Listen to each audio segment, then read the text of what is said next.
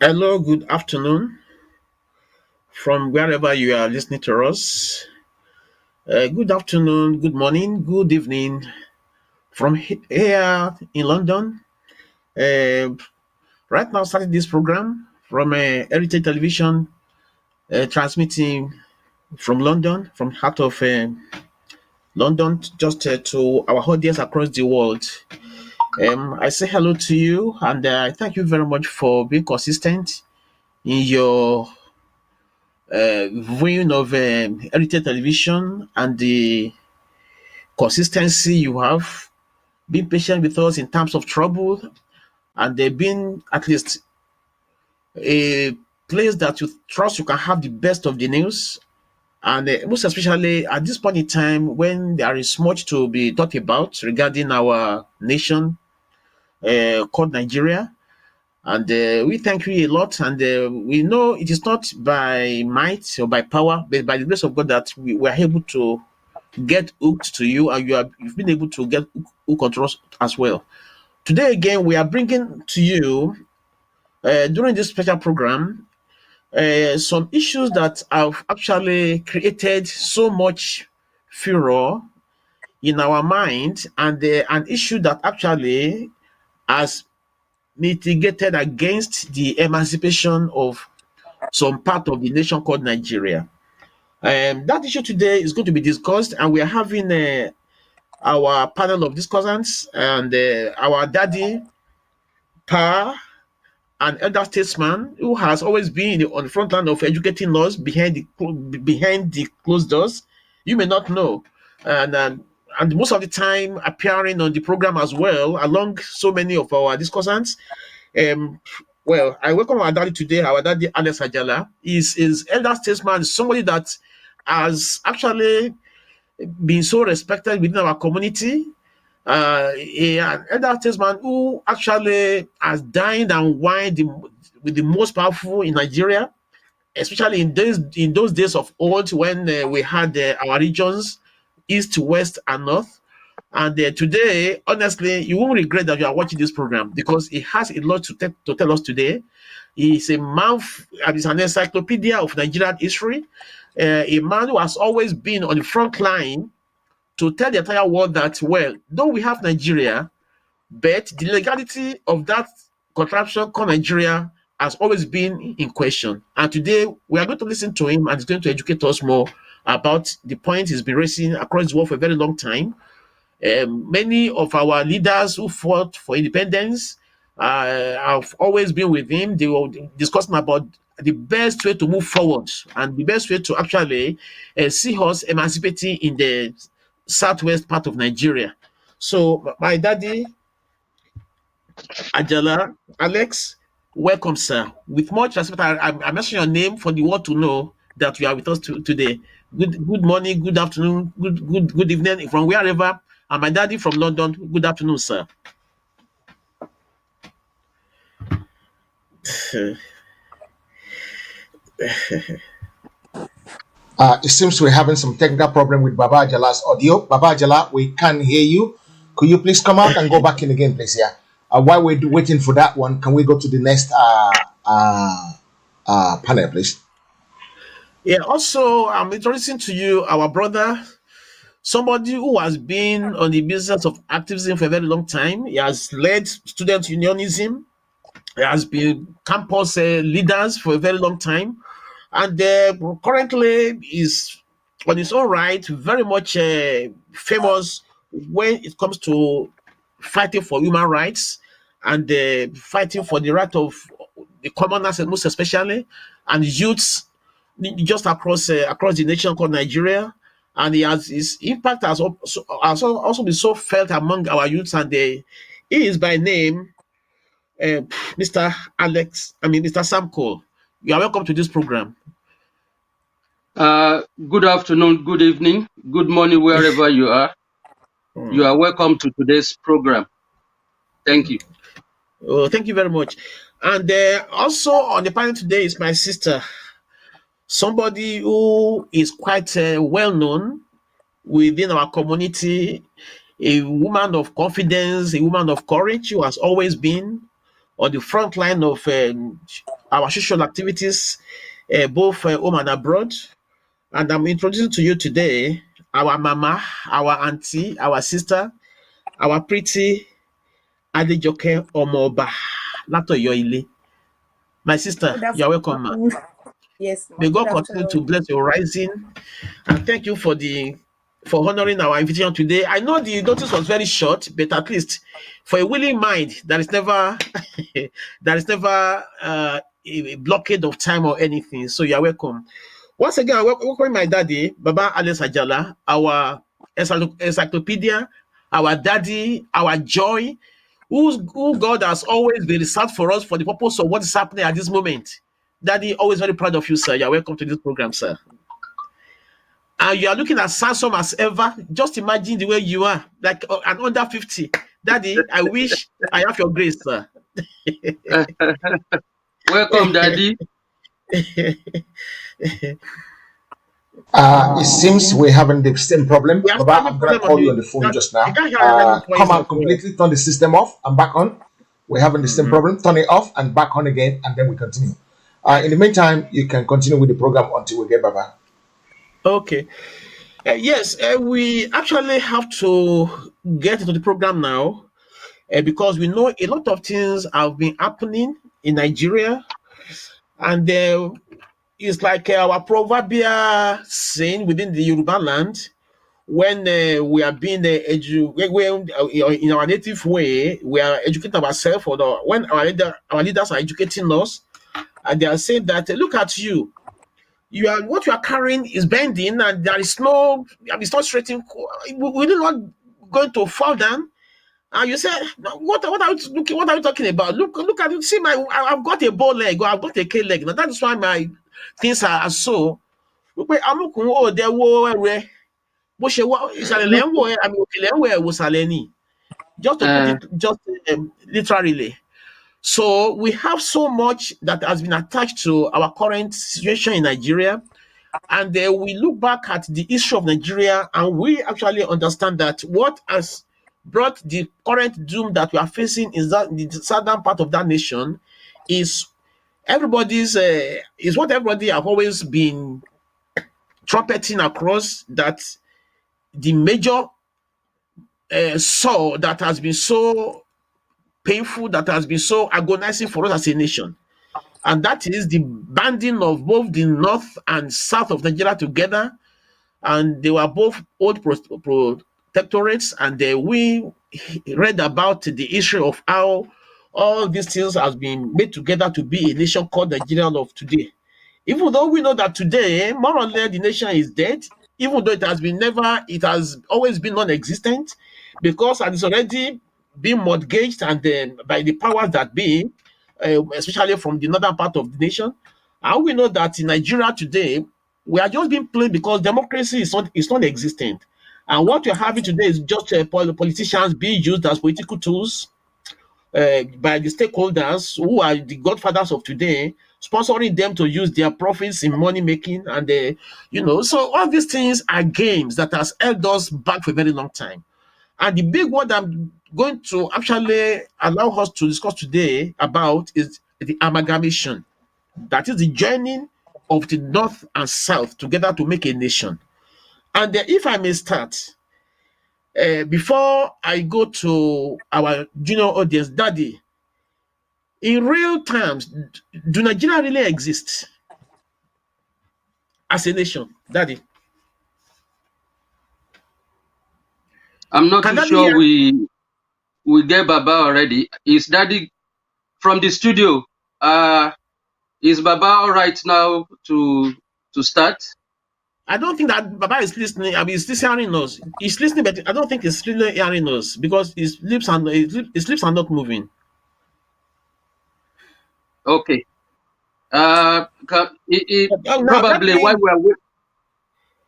while we are waiting for Daddy, Uncle Cole, let me just ask you before Daddy comes. Do you believe Nigeria really exists in real legal terms? the answer is very simple. My answer would be no. and I have my reasons for that. To start with, let us look at the word amalgamation. Let us look at the meaning of amalgamation itself. The dictionary defines amalgamation as the action, process, or result of combining or uniting or merging together. Now the question is, how can you combine or unite people of different culture, different background, different ethnic origin, different in their religion, in their linguistic, and in their political ideology? South and the North are completely different when you're looking at the coming together. And the concept was wrong from the first day. So the coming together of Nigeria was on a wrong process from the inception of this amalgamation. There are problems right from the beginning. And when we look at it, why I said no. Okay, I think Baba is ready now. Hello. Daddy, oh, Can you hear thank me? God. We can have you back now. We've been so worried, sir. Thank you very much, sir, Can you Daddy, hear me? for. Yes, we can hear you Can now. you hear We me? can hear you clearly, sir. Okay. We can hear you, sir. Okay. And you can see And yeah, me. before, yes, My sir. ugly So face. before you came in, sir, we were trying to explain to our audience the issue of Nigeria. And I Yeah. first of all put that question to you, Daddy, before my brother Okay. really come in, because I know you have the authority to say this. Does Nigeria really exist in legal terms? Yes, but we should have rejected it from a long time ago when Shakara Williams warned that we should not be part. Egba land was forced into Nigeria in 1918. It was an independent nation. If Egba land was successful in defeating Lugar's Maxim gun carrying Hausa Bansa, the story would have been a different thing now. There are a lot of things that we need to learn. You see, we do not try to look at whether the British were right in creating Nigeria or not. It is us to decide whether we want it. They came to create a marketplace. And before they created it, they had a running battle with the French. Most of middle part of Nigeria from Kishi to Lokoja up to Bornu belong to the French temporarily.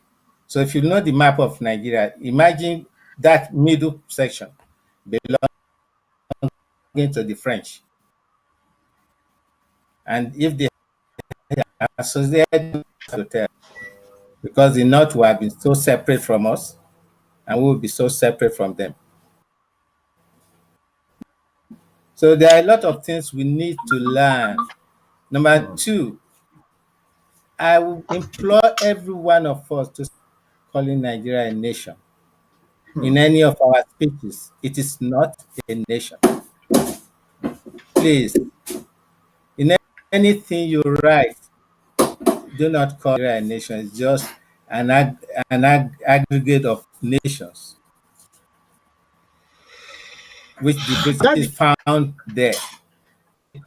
A marketplace, a trading post for this against the interest of the French.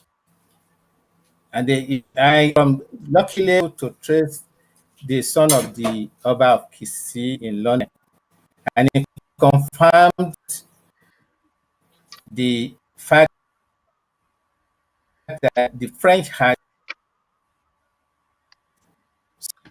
signed treaty.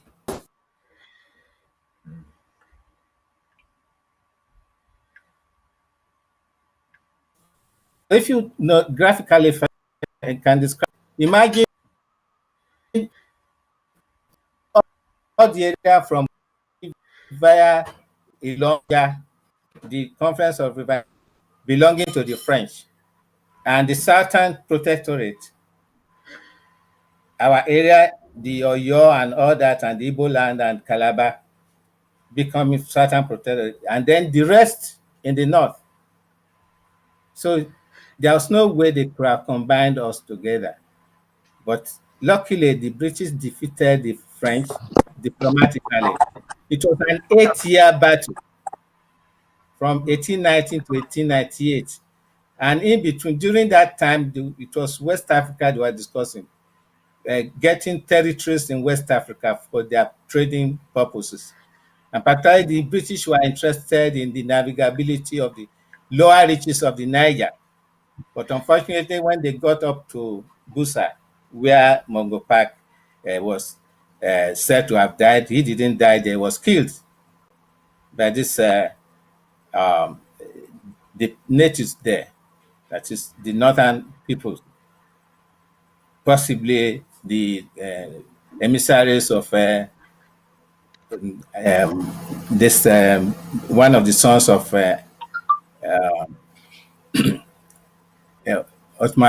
Ottoman, the sorry, a lot of things are in my brain now. It's at that time when it happened,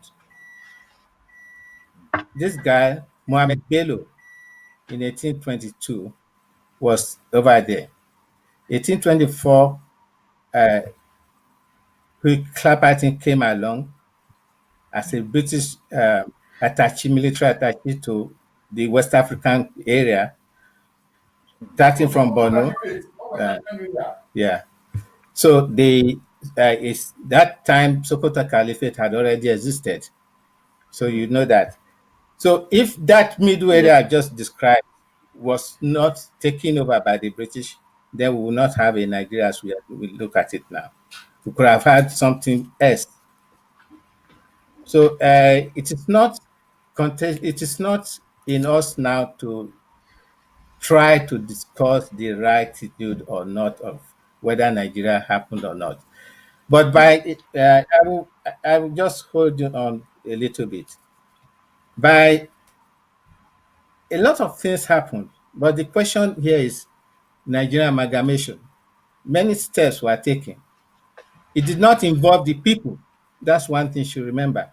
It involved the colonial officers who wanted to find a trading area for their industrial products. And the French also. So they were battling along the coast of River Niger. The French were pushed backwards because there was a treaty signed between the French and the British earlier before 1890 that the French should not seek any land below a latitude of line that joins the Chad Basin with say on the River Niger. That say is presently in Niger. So the technical uh, victory for the British. That since the French had all of North Africa, they didn't want them to now drive themselves to the coast so that linking West African coast to the Mediterranean. That was the interest of the French. But the British beat them to it because they had signed an agreement that they should not go beyond that line. So, but unfortunately, the French now started to come in from the west coast, and then they were able to get to Kishi, Lokoja, and other places. But the British reminded them that you signed an agreement that you cannot be in this area. So they now agreed on the construction of the boundary of the western boundary of the trading post that they later called Nigeria.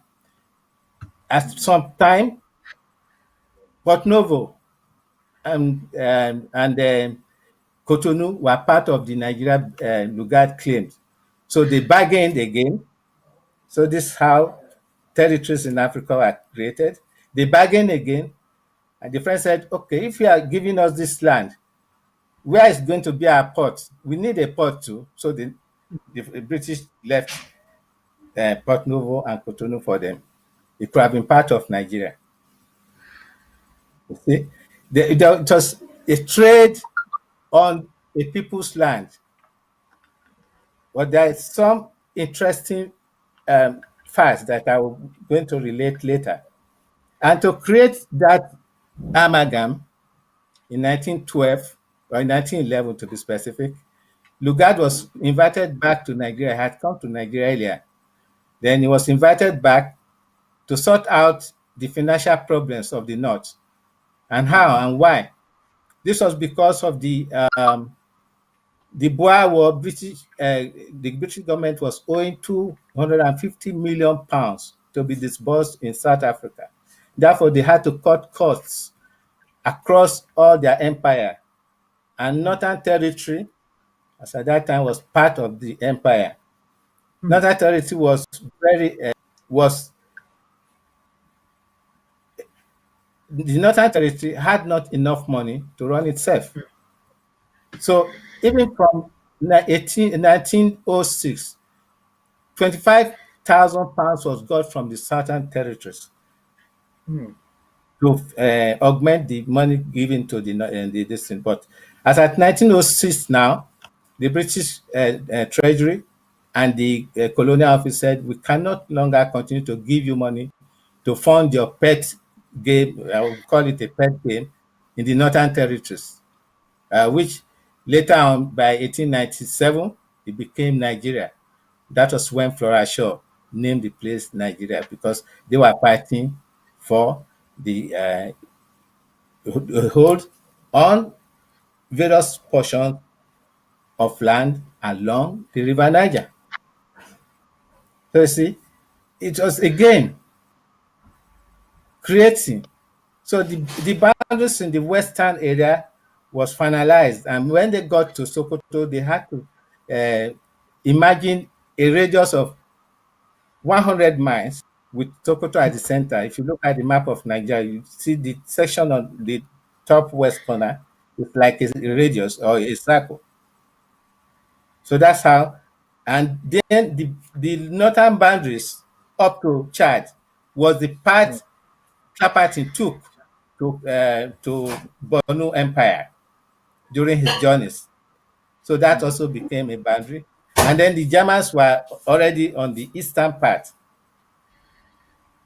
And unfortunately for Lugard, he almost got into Buya and the Mountain Cameroons. By the time he got to that side, the Germans had already occupied it.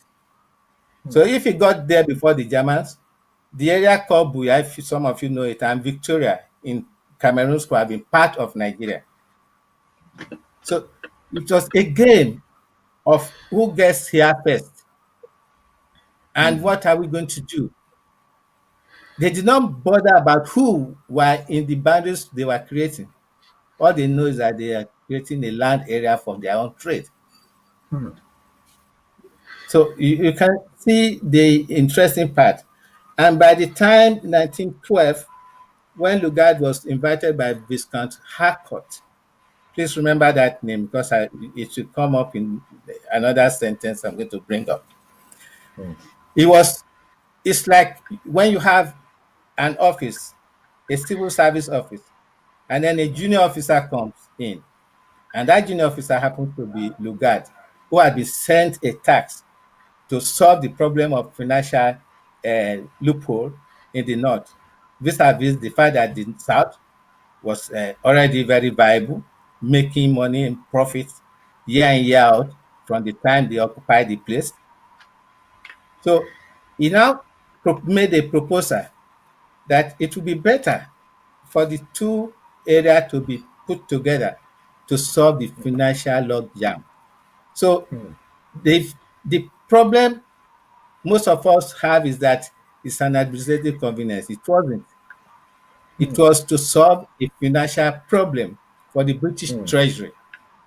And in fact, before that time, the Churchill of fame in 1903 had already, 1902 to be specific, had already told Lugard that he should jettison the north, but it was an unproductive area. If Lugard listened to Churchill, that part of what we now call northern Nigeria will not be with. So now look at the whole scenario. There are a lot of things that I know is in your mind. There are a lot of our people who grew up to talk about nation, nation, nation. Nations are made up of a people of a common ancestral origin, common language, common way of life and dressing and food, Culture. preparation. And culture is not just dancing, it is your way of life in terms of your technology. That's one thing the Africans don't understand. We think culture is just dancing and doing all that as a rate again. No, it is your involvement in the use of the environment in which you are living in, how you are able to make the environment to work for you. What tools are you developing? What art form do you have to make that environment work for you? And how well is it working for you? How well are your people living, evolving to a new generation? These are the things that make nations. Do we have that with the Fulani and Igbos? Let's me stop. If I didn't speak English language, ṣé màá lè sọ pé èmi ọmọ Yorùbá ọba wa rán mi lọ sí òkè ọya kí n lọ sọ fún wọn pé ká ìjọ ṣèlú pọ̀. Mo débẹ̀ mo ní àyín ará bíbá yẹ jẹ́ ká ìjọ ṣèlú pọ̀. Ṣé wọ́n máa gbédè mi? Àdáná máa fi lé mi padà. Benny. That alone dissolves Nigeria. It's not about diversity. We are different nations, different cultures, different traditions. We have nothing in common. We are using the English language, the language of colonization, and that is the major problem the whole of Africa is facing today. We cannot use somebody else's language to develop. When I started school, Western region of Awolowo was wise enough. That's another case we're going to discuss. What's the role of Awolowo in this case? But they started teaching us in Yoruba, including, yes? You want to ask the question? Yeah, Mr. Cole, I think Mr. Cole, Mr. Cole wants to ask a question, I think, or maybe he wants to have an addition to what we're talking about. Go on, Mr. Cole. It's just about a question as a true student of Daddy. Thank you, Daddy, for coming to enlighten us. I'm your student, sorry. You understand No, Daddy. We are your student. Thank you for the time given to us to enlighten us. Yeah, okay. There are so many things that you've touched about that has enlightened us, and truly, you are an epitome of knowledge, our encyclopedia. God bless you, sir. Yes, sir. Before you come on the program, that same question, whether there is a country called Nigeria. I'm happy the way you started it, Daddy, that yes, but that's the wisdom from the elder. From me, I said no, because it doesn't exist in my own time. And I have, I raise up my hand when you got to a place whereby you said we are different completely. Yeah.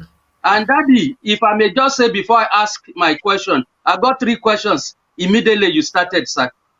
Please pardon me to ask these questions. It will allow you to shed more light.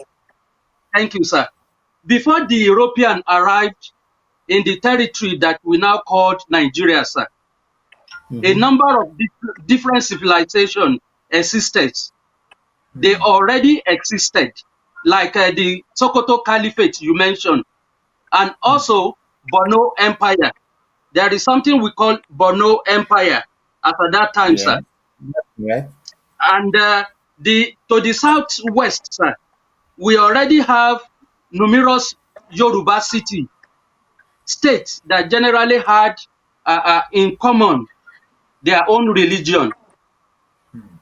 And to the north, the Igbo kingdom, we have the Igbo kingdom, the Inri, and many other semi-autonomous towns and villages that existed. Now, my question, Daddy, we know that a marriage cannot happen unless the two agree. If Nigerians were not in agreement with amalgamation, how does this amalgamation was imposed onto us, given the fact that we are different religiously, linguistically we are different, politically we are different, we do not have the same ethnic origin, and if a wife and the husband does not speak the same language, how then do you coexist? What were our forefathers were looking at? That this amalgamation was put on them, and they accepted it. I begin to ask questions, and up till now, I haven't got any answer why they accepted it. That's the first question, Daddy. Yeah, I think my friend here, Afolabi, we did a video together, and we always make sure that Mr. Ade gives all of you that video. It's a 2-hour video. So my Afolabi wants to answer. Well, okay, we're gonna let I'm gonna come into the program to assist because it's getting more interesting, and I want to be part of these students today as well. Mr. Okurudo, I'm sorry for coming in and jumping in. When something get excited this way, I think staying in the background means I'm shooting myself in the leg. We're gonna try and bring Mr. Folabi into the show in a minute as soon as he finalizes his dressing up scenario for today. But today, let's go to the young lady, Adejoke. Is it Adejoke or Ajoke? Correct me if I'm wrong, Mr. Okurudo, the moderator. Ajoke. Ajoke, what do you think about Baba's wisdom in what he's talking about today? Yeah, it's at least I mean, so many things I really don't know about this amalgamation. I mean, it's getting to light to me, so I'm enjoying the lecture and the lesson. Okay, I think Mr. Falabi is ready now. Let's go to him quickly. Yeah? Mr. Falabi, Just over to to you. answer the last speaker's question, when Nigeria was amalgamated, our ancestors at that time fought against it. It was not that they did not fight against it, but they were a colony. So there was the southern, they were under a colonial ruler, so a colonial government. You had the southern protectorate and you had the northern protectorate. So we did not have, or our ancestors did not have much say in that amalgamation. But it was resisted, nevertheless, even up to the Legislative Council in Lagos then, by the late Chief Christopher Alexander Shapara Williams, barrister at law. He was the first Yoruba and first Nigerian to qualify as a lawyer in the UK. And he vehemently opposed Lugard's amalgam to such an extent that he died the following year in 1915.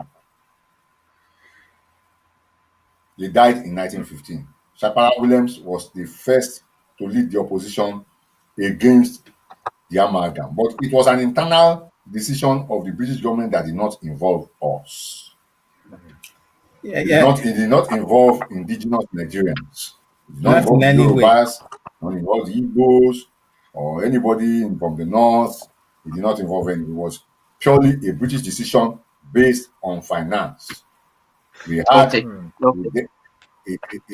debt of £250 million to pay in South Africa after losing the Boer War of 1901 to 1902 or thereabouts. And Winston Churchill, the wartime British Prime Minister, who later became Prime Minister again when we were negotiating our independence, said in 1902, in his capacity as the Undersecretary of State at the Colonial Office, that he advised that the British should jettison the Northern Protectorate because the whole point of the British Empire was to go and make money in all these places. And in the Northern Protectorate, they were not making money. They were actually spending money. They were spending £300,000 a year from 1900 to 1913. So they wanted to stop it because of their South African financial debts. Yeah. So by 1906, Lugard was removing £26,000 every year From the to South. finance from the South to finance the North. So, and that was the reason also for indirect rule in the North. They didn't want to have salaries to pay in an area where they were not making money. So they were ruling through the emirs, you know. So Lugard was asked to find a solution, and the solution was he amalgamated the North and the South together. He presented his proposal in May 9, 1913, and the amalgamation September. was, Signed signed in September by Louis Harcourt, Yeah. Lord Louis Harcourt, who was the Colonial Secretary at the time, and the letter patent. one of the ways by which Lugard convinced him to sign the amalgam was to name the new port which was being developed at the bottom of the Niger in the Delta, and to Bonny Creeks. the creeks of Bonny, to name it Port Harcourt. That was how Port Harcourt got its name. Port Harcourt got its name because Lugard wanted to impress the Colonial Secretary Lord Harcourt by naming that that port after him, and the city that grew up around the port subsequently became known as Port Harcourt City. People in Port Harcourt may not know, but that was how they got their name. There was no Port Harcourt before that. Just like there was no Kaduna, built Kaduna. There was no on the river Kaduna, and they called it Kaduna. There was no Kaduna before that time, and he built Kaduna as his capital in the north to use it as a base to deal with the emirs. And he was the one who put a lot of the middle belters that he called the fighting tribes, the Jukuns, the Domas, the Lanterns. He put them into what was then known as what he called the West African Frontier Force, WAFF. Can I come in there for a minute? Shakwara Williams, was he a lone warrior? Was he a lone fighter? Well, we do not know much, but we know that at that time, Sakitoye Ajasa, who was also a lawyer but younger to Shakwara Williams, was close to Lugard. But I have not seen anything which tells me the position that Sakitoye Ajasa took, because Sakitoye Ajasa was actually the first Nigerian to be knighted by the Queen. The British Party. Yes. And he was the father of Lady Oyinkon Abayomi, if you remember Lady Oyinkon Abayomi. The one that got married in Brighton. Am I right? No. We'll tell you that later. No. Lady Oyinkon Abayomi died a few years ago. She died a few years ago. She was in her 90s. She was the daughter of Sakitoye Ajasa.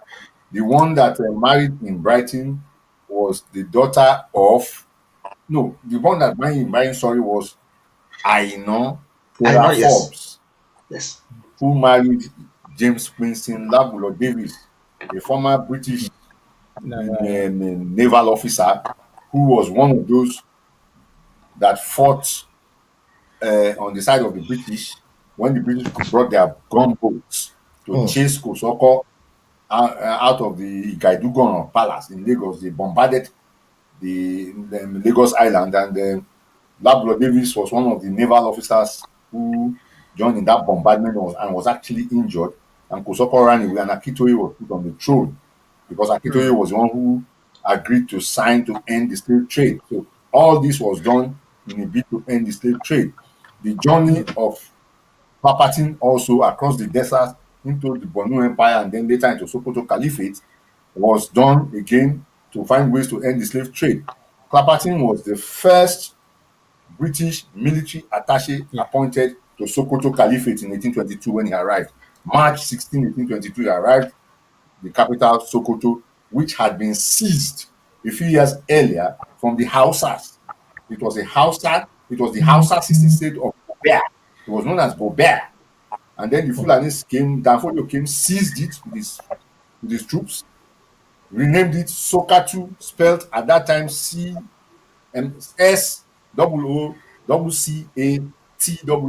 and then later changed to Sokoto, as we now know it, SOKOTO. When Clapperton arrived, it was Sokatu, and Clapperton interviewed all the troops that fought on behalf of Danfodio at the time. Danfodio had died in April 1817, but when Clapperton arrived, his troops that were still around was interviewed by Clapperton, and Clapperton spoke to his son, who was the Sultan of Sokoto at the time, Muhammad Bello.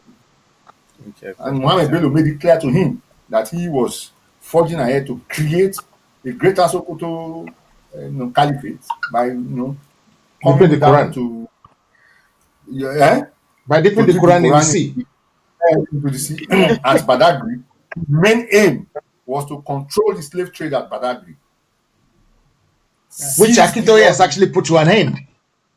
Yes.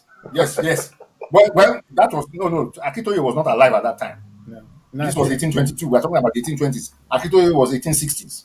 Okay. No, but the British started naval intervention in the 1820s in the Gulf of Guinea to stop the slave trade. And Gulf of Biafra.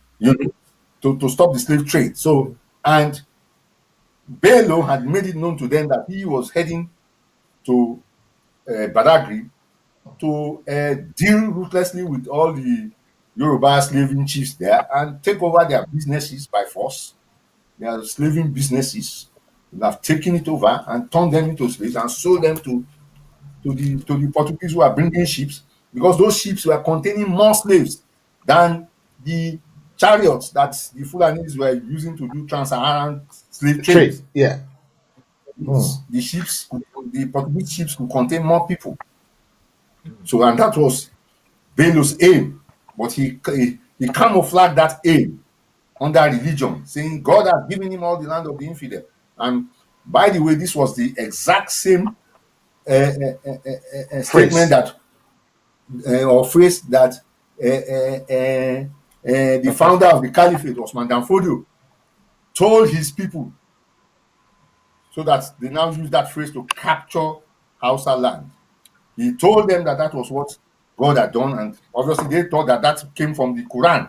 But of course, I mean, there are people everywhere who know that no such phrase exists inside the Quran.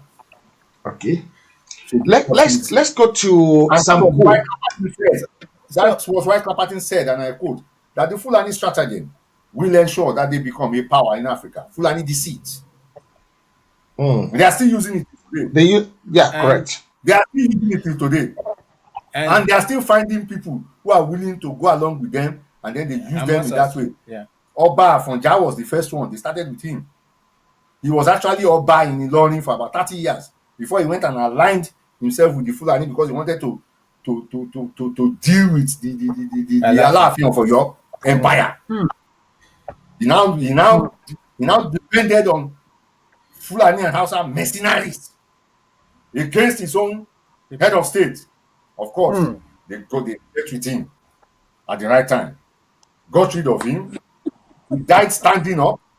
He was shot with so many arrows in front of his occasional compound. He died standing upright, supported by poisonous arrows. They now carried his dead body to the Ilorin Market Square, where they burnt it to ashes in 1826. That was about 2 months before Clapperton arrived on the second trip. So when Clapperton arrived on the second trip, he didn't come through the desert this time. He came by naval vessel to Badagry and walked from Badagry to Iseyin. When he got to Iseyin, the Baale of Iseyin told him that Afonja had been liquidated, assassinated. And that was what caused the dispersal of the Yorubas, the founding of Abeokuta in 1830. Some people who had to walk from Iseyin to Abeokuta to found Abeokuta. They walked through Ibadan. From Ibadan, they walked to Abeokuta to found Abeokuta. From the old Oyo is in what is today's Kogi State. No. Old Oyo, capital Oyo. Was in Kogi State. Yes, very near the Niger in Kogi. They had to move that. Let me put you on hold for a second there. Wait. They moved that capital several times before they now move it to the current place where it is. The current place where it is belongs to is on our land, and it was Alaafin Atiba who moved it in 1840 to the current location. 1830, the Egbas fled from the same area. Some of them, the Gbagbo people, fled into Abeokuta. Remo, there's another new town that was formed after all that chaos. Modakeke, when they went to Dakeke near Ife, they ran away from that place to go and Dakeke near Ife. And that's what's always causing the wala between us and the people in Ife who said that they are visitors. You know, there was a mass internal dispersal of population displacement in Yoruba land, which some people till today, including one government in the southwest, are saying that well, the Fulanis, we had known them before the British came. Yes, we knew them before the British came. They killed Afonja. They are friends. They killed Afonja. And while they were friends, they also killed Alaafin Oluewu. And whilst they were friends, they killed the Timiovede. So is that what friends does? And do we think they're gonna ever stop killing people? You come to your house, you are living in a story building. I think if we need to come to your house, you have ground floor and first floor, he will seize the ground floor and be warning you. Don't try to come down these stairs. Some governors are saying that they were a friend. Is that the behavior of a friend? I think it's full-time stupidity. You come to your house and take over. And if you talk anything, before you know it, you are dead. Well done, my brother. You really made it happen today, and honestly, I love the passion, I love the interest, I love the those friends are still coming. They are inside the forest now. If we go into Yoruba, we will move away from amalgamation, because there is a lot enmity from the time immemorial about the Yorubas. And if we have to go into that, what led into the death of Afonja and Timi and so many others, we will see that we will defeat completely. Why the amalgamation? That's very true. Why the amalgamation was anyway. It was not really a decision. It was not a decision made to create a country. It was a decision that the British found themselves because of financial situation. Let me ask you this question. Let me open up. When they were going to amalgamate, they did not ask us. But when they came and said that become a protectorate, the Alaafin Adeyemi the first, who died in 1905, signed because they said we are going into a protectorate, we are going to protect you. No, so all the others too signed on this basis. So if you tell us that you are going to protect us, fine, and we sign and we enter, and then you don't tell us, you go and join us up with some other people. I have questions for my elders. Before your question, there's somebody who is from Oyo here who has been listening attentively, saying, "Is this what happened to my people? Yeah. Is this what all the wrangling that went on? What is your take on this one, Joke, before we give it back to Sample?" Honestly, I'm short of word. I don't even know what to say. I can see that. We want to use this program as an eyes opener. So let's go back to Sample. Sample, ask the two gentlemen behind one another your questions. Thank you. Yes, I heard from my elders now that we do not support the amalgamation. But my understanding of amalgamation is a process. There should be a process before you bring people together, before you match them together. And if one of the process is discontinue, if it is not working. So if what you bring together, the actions, the process or the margin is no longer working, one of the processes that you discontinue your merging together.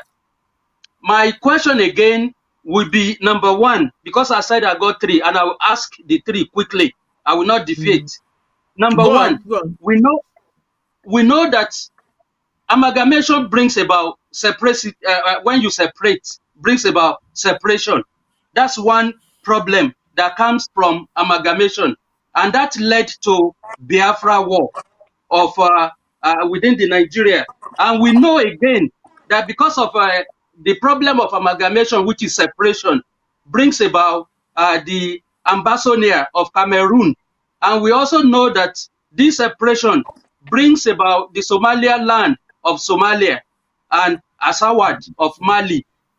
Then, when things were not working together, one would expect that the den of Awolowo, the den of Sikh, the den of the elite in Yoruba land should seek for a discontinue of amalgamation as one of the process of coming together.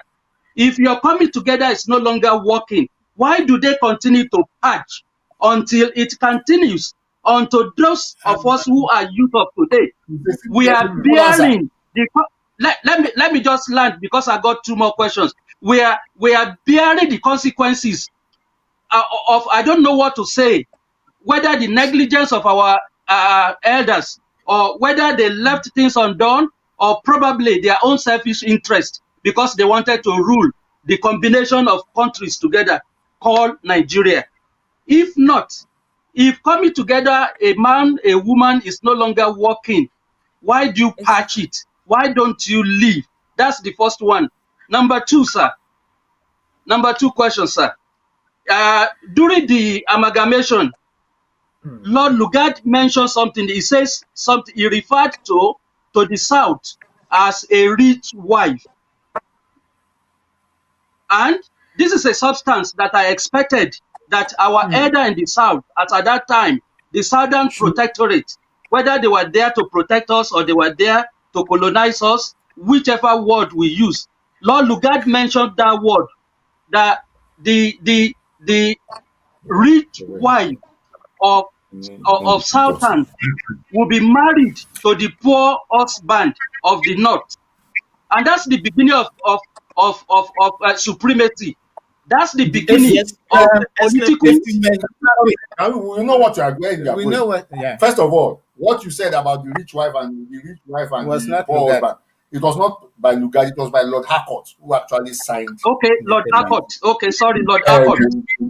Yeah. So now, with regard to the leaders at independence, well, from everything that I have read about them, I may be wrong, but I stand to be corrected by anybody who knows more than I do. They did not study Nigeria's history. And that was, I think, one of their major mistakes, if I may say that somebody like Chief Awolowo made a mistake or committed an error. Zeke and all of them, they didn't study the history. Because if they had, I think they would have handled things Differently. Because when the British were going to grant us independence, they offered us a confederal arrangement. And the reason why they offered the confederal arrangement was because they knew that if we come under one rigid structure, it will lead to serious problems. But the confederation was rejected. Go and check the history in 1953, July 31st, Lancaster House. It was rejected. They rejected, and that's why I said they did not go back into the history. The people they were dealing with, the people they were negotiating with, had all the history with them.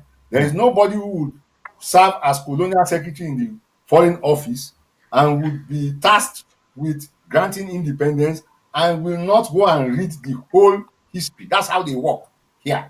They will read everything, every single thing. So, but our own leaders did not do that. They just went in there and started arguing with them and so on. Because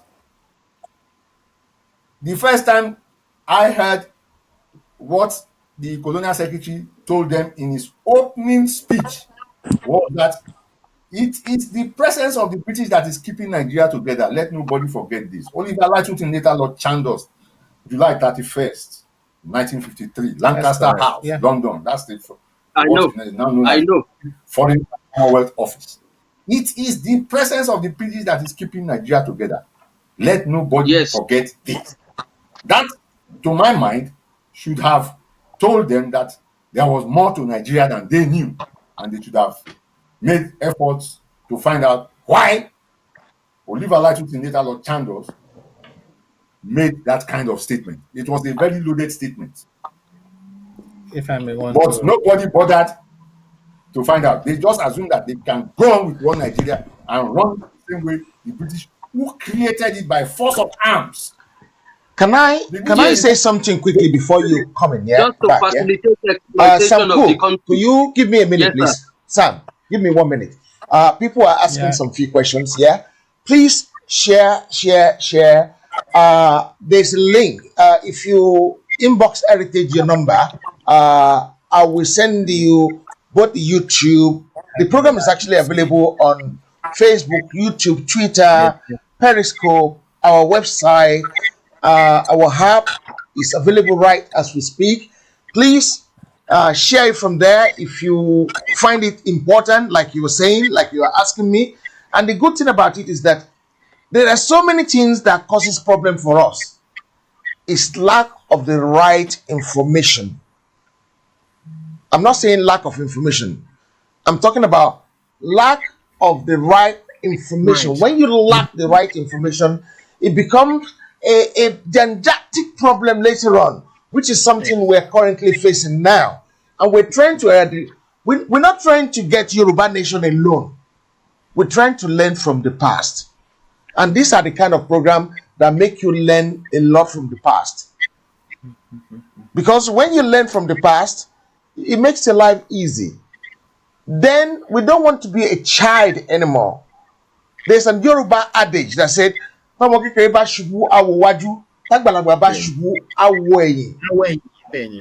brought Joke into this program so that she's championing so many things. She's sitting there and looking and saying, wow, this is hard. Because it was a last minute thing to actually offer a seat on this program. Because she will learn a lot, and being a woman, she will go back and tell other people and educate people. I'm sure she will phone some people today and say, do you know what about that? Do you know what happened? And she will argue about it until it gets into some people's call. I really want to thank everyone who is actually participating. This is a very, very, very important program that we need to know. Because the more you know, the more free you become. Let's give it to Mr. I've Angela. not finished my question though. Okay, but before you finish your question, yeah. if I may add to my colleagues. Okay, go ahead, Baba Angela. If I might add to it, he said earlier that people who represented us never went into the history of Nigeria. They tried to claim what did not belong to them. If you can look at the picture, somebody has a marketplace and you come into it, you happen to be part of the market, and then you say, oh, it's mine. How can it be yours? You see, it's literally. Even Lugard, when he was going, he knew the problem they had created. Even before, as at the time it was signed, when Mr. Strachey asked him, will you want to complete that statement? Yeah, Mr. Strachey. Yeah. Mr. Strachey. When he got the letter patent. Yes, Mr. Strachey asked when Lugard presented his amalgamation proposal, Strachey told him that this thing was not going to work. And that was on May 9, 1913. Strachey told him that it was not going to work. And his answer? And he said that, well, it was only a temporary thing. And, the way he treated it, flippantly. He treated it flippantly. Unfortunately, again, because he knew it was not going to work, he warned us in his handing over note, 1919, before he retired, that the Fulanis are a nuisance and a menace to any community they seek to attach themselves. Exactly. That was Lugard in 1990. So that's why I'm convinced that the leadership in the South never bothered about the history. To find out the Northerners, the Northern elite, the Northern politicians knew more of the history of Nigeria than the Southern politicians. And that's why, and that's that problem that they are still having till today. And that's why And that's why you can have a governor in the southwest going to address northern politicians and saying that it was not the British that brought us together. it's just It was ridiculous. not the British that brought us together. The letter We had patent, known we have each it here. we had known each other before the British arrived. You had known each other But- when you were cutting off each other's clothes. Is that how to move? Sir, Yeah. can I say that our fathers should have suspected all this? Because if I am the All of them richest, One of them did. But they Thomas. He said, and I Okay. quote, I want people to why they come along. He was in the minority, And they didn't listen to okay, him. so they did not listen. He said it over and over, not only once, in several meetings. But Thomas was a lawyer. He was the deputy leader of the action group. because the problem upon some of us why we are in this country today is the negligence of our leaders, our elders in the south. That is If you very look true. around in this if you look around in this country today, sir, you hardly could say an Hausa man. Yet we claim in the south, Agbo làwọn Hausa, ọ̀dẹ̀ làwọn Hausa, àwa la gbọ́n. Ta ló wá gbọ́n láàrin àwa méjèèjì? Nígbà tí wọ́n bá ń pè mí tí mo lówó lọ́wọ́ níyàwó, tá wá ń pe ẹni tí ò lówó lọ́wọ́ tá ń pè lọ́kọ ìyàwó, ta ni ò mọ̀ pé ẹni tó bá ti ní ẹrú, òun ló ní gbogbo property tó bá ní. Why would the Lord Urquhart refer to the South that was rich, that they were taking the money to fund North as the wife, and the poor North were referred to as the husband? Why not the other way around? We had some elite among the Southern, àwọn tí wọ́n ti tètè kàwé, bí wọn ò bá tiẹ̀ ka history tí wọn ò mọ ìtàn, ó yẹ kí èdè ọ̀rọ̀ kó lè yé wọn. Ìyẹn ni tó jẹ́ kó máa dùn àwọn ọ̀dọ́ lọ́jọ́ tòní. Èdè ọ̀rọ̀ yẹn, that was the first legitimacy of giving political supremacy to the North. Because The second one was the composition of the army. When they were going to get independence, the colonial secretary, the parliamentary secretary to the colonial. ẹ má ti jẹ́ ká débi independence, sir. Ẹ má ti jẹ́ ká débi independence, sir. Because the North has taken us even before the independence. They found the biggest problem they had was what to do with the army and the police. Army and the police not Colonial rules. No, sir, I will not agree with that, sir. Sorry about that, sir. Sherry, before the independence.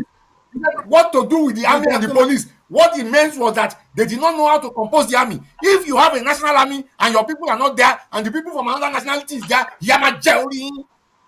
Exactly. Daddy, Yeah, that was Daddy, there was a mistake in 1914, starting from 1911. There has been a mistake of amalgamation. Sherry, before the independence, Nigeria had already amalgamated. Wọ́n ti form nígbà táwa jókòó tá ń jẹ pepper soup ní South, and we thought we were doing well. Before the independence of 1960, sir. Before the independence, they sat down, they negotiated. During the negotiations, they said what to do with the army and the police was the most difficult. During that same negotiation, a British brigadier called Ojukwu, the late General Odumegwu Ojukwu, who led the Biafran War. He was then a young graduate who had just left Oxford University. Wait! Let us go back 2 steps. Let's go back 2 steps, sir. Let us go back to before the independence, sir. Please, don't interrupt. A British brigadier, a senior member of the British Army, called Ojukwu inside the conference and said to him, the army is going to take over from all these your theoreticians. He was referring to the southern politicians as theoreticians, and that the army was going to take over from them. Why did he say the army was going to take over from them? Because they knew that the fighting force of the army was from the middle belt and the north. Ẹ má jẹ́ ká gbàgbé pé southern states already exist just like the Sokoto Caliphate and the Borno Caliphate. The Borno That's not what Empire we're is talking already about. there. We are talking But about the army. I'm coming, If sir. you don't, And if you don't have each an of army, these if you don't empire have an army, had you are their taking over. military. You are taking over. If you don't have an army, you will be taking over. Can I You see, can I come in briefly there quickly? Yeah, I'm gonna come in briefly. Cool. Guys, give me just 1 minute. I love this program, and you know what I loved about this program? It gave everybody Passion. the chance to express themselves. And I want to thank Mr. Folabi for his in-depth knowledge and passion that he exercised during this program, because I'm reading the comments here and I'm dumbfounded. A lot of people are asking so many questions. One that touched my heart most is, my brother, honestly, I'm so furious. Now hearing this, please, what can be done for us to get out of this slavery? Please help us this question to the elders. One of the things we can do is share this program. Create more awareness. Let more people know about this. Information is very powerful, especially when you use it rightly. And using it rightly is disseminate this information to as many people as possible. Baba Jola is saying something. Information is the powerful tool that we're going to use. You see, information itself has been classified in various forms. It's a bomb. It can make and unmake any nation. we are not even saying that. We are not saying that people should go out and start fight, because before you know it now, they will say some people said that they should go and fight. They should. There is a process There's a that process is where internationally recognized by the United Nations and all countries of the world. Eritrea, when it was going to emerge, used that process. Czechoslovakia, they use that process. So many other countries have used. about 35 new countries in the world today in the last 40 years. Have used that process. 35 new You know, countries. So and what so about many other countries. Nigeria? Well, that's What what we are about saying. the Yoruba land? Well, that's what we are saying. We don't want Nigeria to go the way of Yugoslavia. So that's why we are carefully structuring out the process that we are going to use. So I will not on this platform want to reveal what we Yeah, are yeah, You doing. know, yeah, of course. we don't want Nigeria to go the way of Yugoslavia, but at the same Because- time, Nigerians have to know the history of their country. There is nobody Absolutely. Absolutely. anywhere in the world that do not know the history of their countries. But most Yeah, Nigerians Most we don't. Nigerians just don't know the have history to of make Nigeria. all this history Let on me a DVD narrate this so question that to Baba Jala, please. Give me the opportunity. Now, why is Yeah. it impossible? Yeah. Can you hear me? Yeah, we can hear Why you is loud it- and clear. Now, why is it impossible for a southern rich wife who has gone through a painful sort of a period and has not been happy to be so, filing a divorce from the dominating northern husband? Why is it impossible? Can we now It is say not that we Yeah, are not no, actually there is a process. You have to follow the process, We and the have to process follow the process. involves the international community, involves the United Nations. It involves you and campaigning to the United Nations. If you are not satisfied with what's going on, you go there, you raise your issues. It is discussed and so on and so on. Like I said earlier, Czechoslovakia in 1992. Did you hear anything before they decided that they were Czech and Slovak? They were brought together in 1919. They separated in 1992. They were an amalgam. Eritrea came out of Ethiopia, and that's in the same Africa 15 new countries from that we are Soviet in. Union. That we are in. Southern Sudan and Northern Sudan separated. Correct. Yes. They separated. I was part of the process. And don't forget, maybe most Nigerians don't know, that same divide, that same racial divide and ideological divide that broke Southern and Northern Sudan is inside Nigeria. That's it. The North and South cannot meet. So actually, what it is not a marriage, exactly really. the same divide, This is because an it is amalgam. based on race and it is based on religion.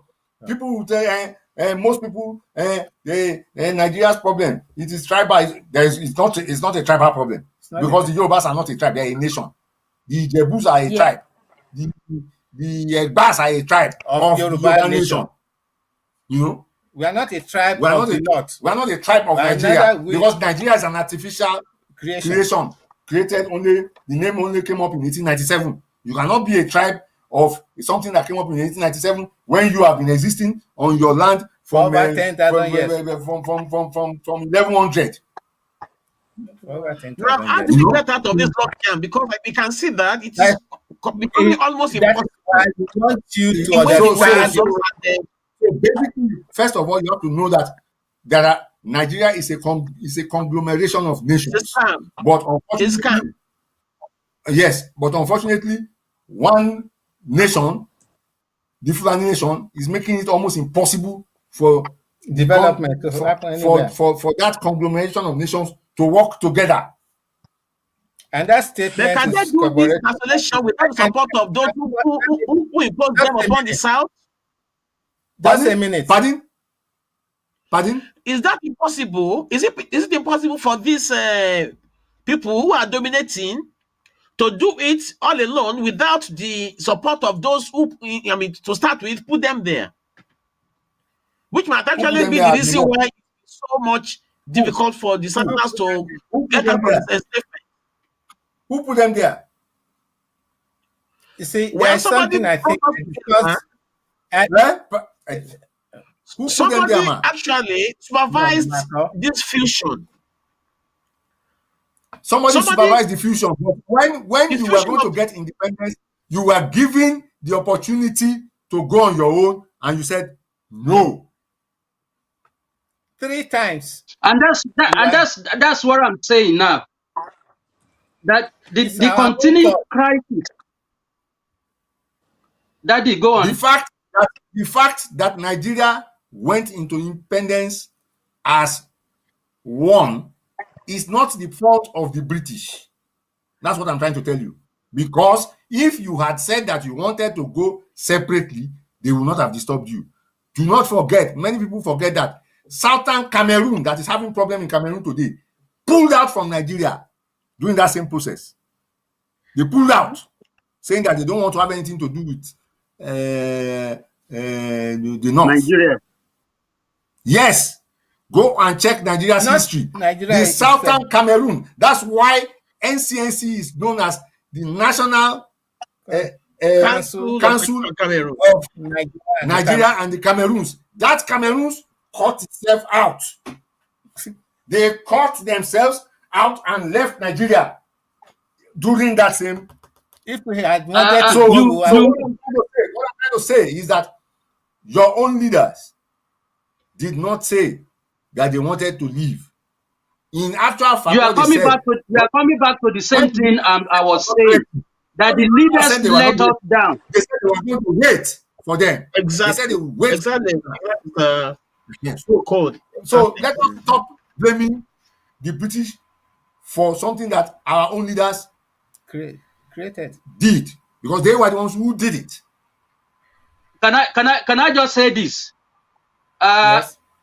When I started, I said the Southern leaders let us down. And I was That's actually correct. not blaming them, but you helped me to say that probably they were not enlightened enough, even though many of They were them not. read in abroad. But can I just say this, that because of the continued crisis in the polity and corruption practices that characterize Nigeria at the beginning of our governance, it shows us a lot of corruptions, the values, and it weakens not only the government but the leaders and everybody that were there at that particular time. And that is the purpose of amalgamation, was to protect the British economic interest and to facilitate exploitation of the country resources. And when I look through the current and the past governance in Nigeria, the people who took over power from the British colonial masters, they continue from where the British stopped, to help them to facilitate the British to continue the exploitation and taking our resources with little that go into their own pocket. And that is why the country continue, and the British continue to use us as a mere perpetual instrument to siphon our wealth, to take our resources. But my question, Daddy, that I want to go back again, sir, is that during this independence, we know those who represented us. Do these people meet, the Southerners? Do they meet before they come into a place where they were asking for independence? Or just because 4 or 5 elites who thought they had the opportunity to study abroad and return back to Nigeria, and they thought they were the elite, do they seek advice from the leaders to say, are we going to get an independence to be together with an Hausa man or a Fulani man who have already killed so many kings in Yoruba land, who thought they were our friends but were killing us?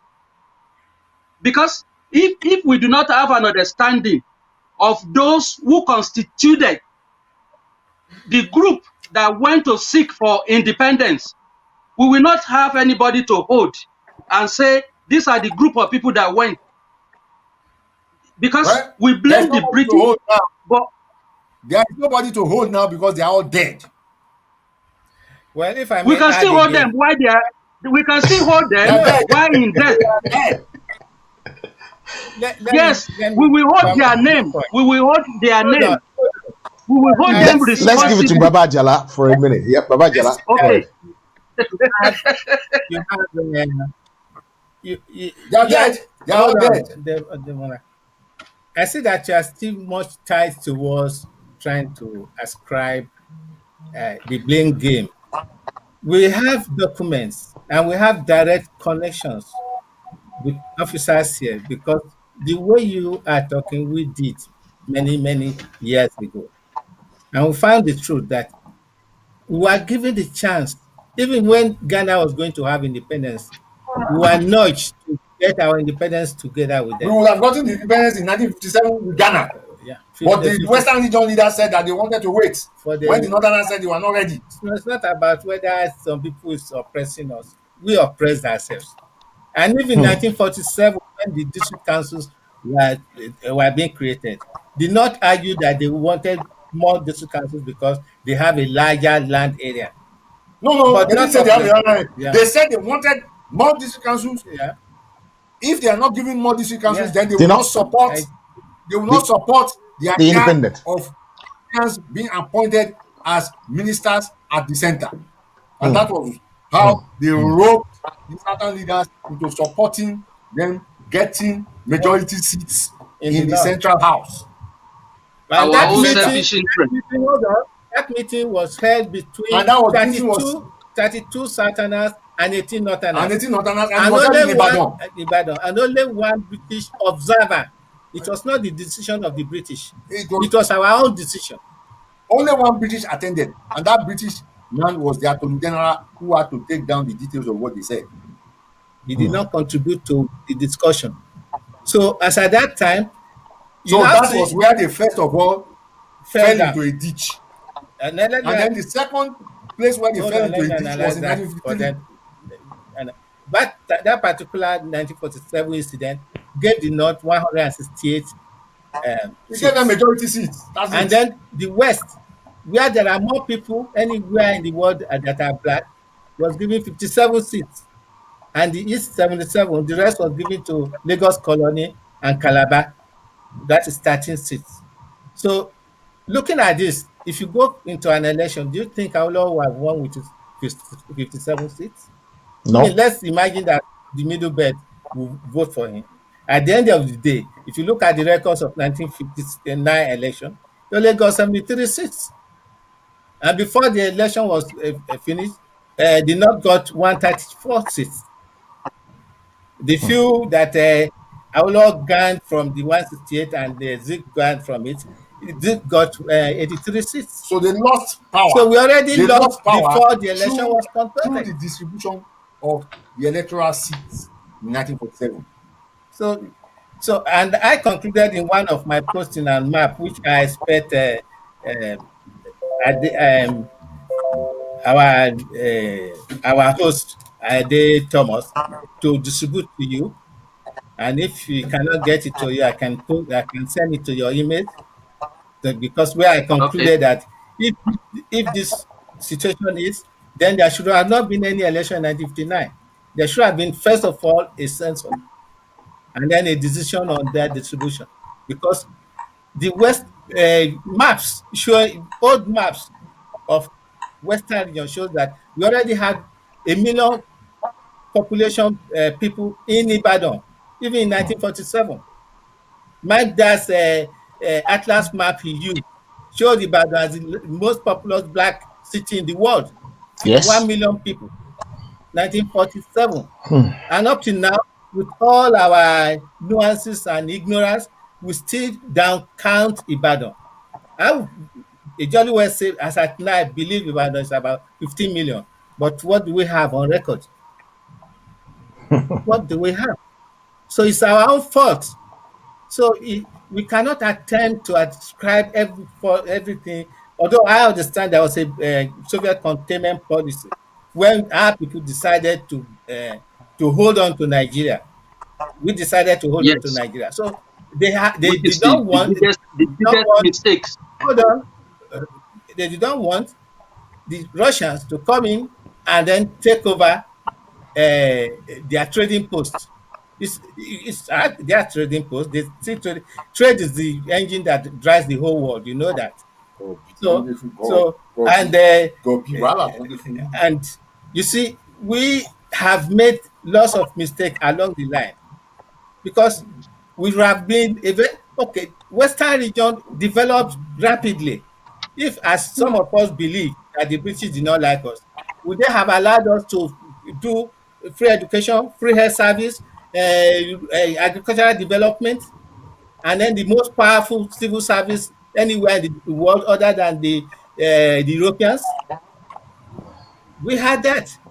Would they have allowed Kí wá us? ni If they ta ló kó bá wa nílẹ̀ Yorùbá tó fi jẹ́ pé ìmọ̀ ara tẹni nìkan ó ní ò jẹ́ á lè lọ. If 32 members were sitting and 18 from the north were sitting, and yet lójú wa wọ́n tún ń gbá wa lójú mọ́bẹ̀, ta ló kó bá wa gan, ta la ṣẹ̀? answer. Apart from ẹ gbàgbé nípa ìyá òòlẹ̀ yẹn kì í ṣe ìpè àwòlẹ̀ ó sì ń ṣẹlẹ̀ lẹ́yìn láàrin àwọn táwa ń lo òyìnbó tó bí sí òyìnbó kò wọ́n yìí ṣe wèrè. èpè àwòlẹ̀ tó ti ṣẹ̀yẹn. No, I don't ascribe it to it. What is the ignorance of people? Ó ti lọ ẹ̀dẹ̀ sì wà ń bẹ̀ wọ́n tó ń gbá yín bọ̀ kiri. Okay, look at immediately the amalgamation now got hold on the ground. Tí ò dárí jì wá. What did we have? The Habamakele were already becoming nationalists. Nationalists on a country that did not belong to them. The country did not belong to us. They were already talking. Because you cannot be calling yourself a nationalist of a country that you don't even know. Yeah. As at the time the British left, they did not know how many nationalities were in Nigeria. And you say you're a nationalist. The number of nationalities in Nigeria and the names of those nationalities was discovered as recently as the 2000s when Chief Anthony Nahoro got together with some other Nigerians to do that investigation, and they published it in a magazine here called The Ecologist. I have a copy of the magazine where they named every single ethnic nationality. So if in the 1940s and so on, some people are going around saying that they were Nigerian nationalists and they didn't know the various they were speaking people, English language. They were speaking English. They didn't know the various people who were in Nigeria. Some people, if the British did not come to Nigeria, there is no way that I can talk to the man from Idoma because I don't understand his language. And yes, they are going around calling themselves Nigerian nationalists. And then some many years later, some people even came about and said they are looking for detribalized Nigerian. That you will take off your Yoruba skin and gene and DNA. You will take it off, and then you will wear a Nigerian DNA. Is that possible? Is that possible? The ridicule that you have take put off your Tapa DNA, your Igbo DNA. I'm not saying that it is wrong to have diversity there. Yes, diversity can also be an asset. But the way Nigeria has been run, they have messed everything up. Sorry to say. When one group will get up and be killing another group and they will be talking anyhow. And Eh, that's the eh, eh, They same even thing. say the that that Fulanis always make this slogan that they are born to rule. Born to rule who? Yeah, because they tactically Because they shot. have been deceiving people, They and mean, a lot of people have been falling for that deceit in the south and in the southwest. Up to recently, a governor was saying that it was not the British who brought us together, and then who did?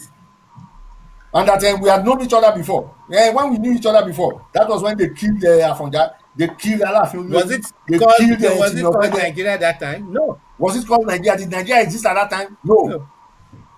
Hmm. Nigeria did not. It was okay. no empire, city Daddy, states. can I ask you this question, Daddy? Yes, Question, please, Daddy. yes. You talk about probably they want us to be diverse, but there is nothing wrong in diversity. But No, there's nothing diverse wrong with it. people, but when you force people to unite, Uncle Afolabi, let's hear this man. Let's hear Asam Cole. Okay, go ahead. thank you. When you force people to come together, and you are now talking about diversity among those that you force to be united, then there is nothing that we call diversity any longer into a single state.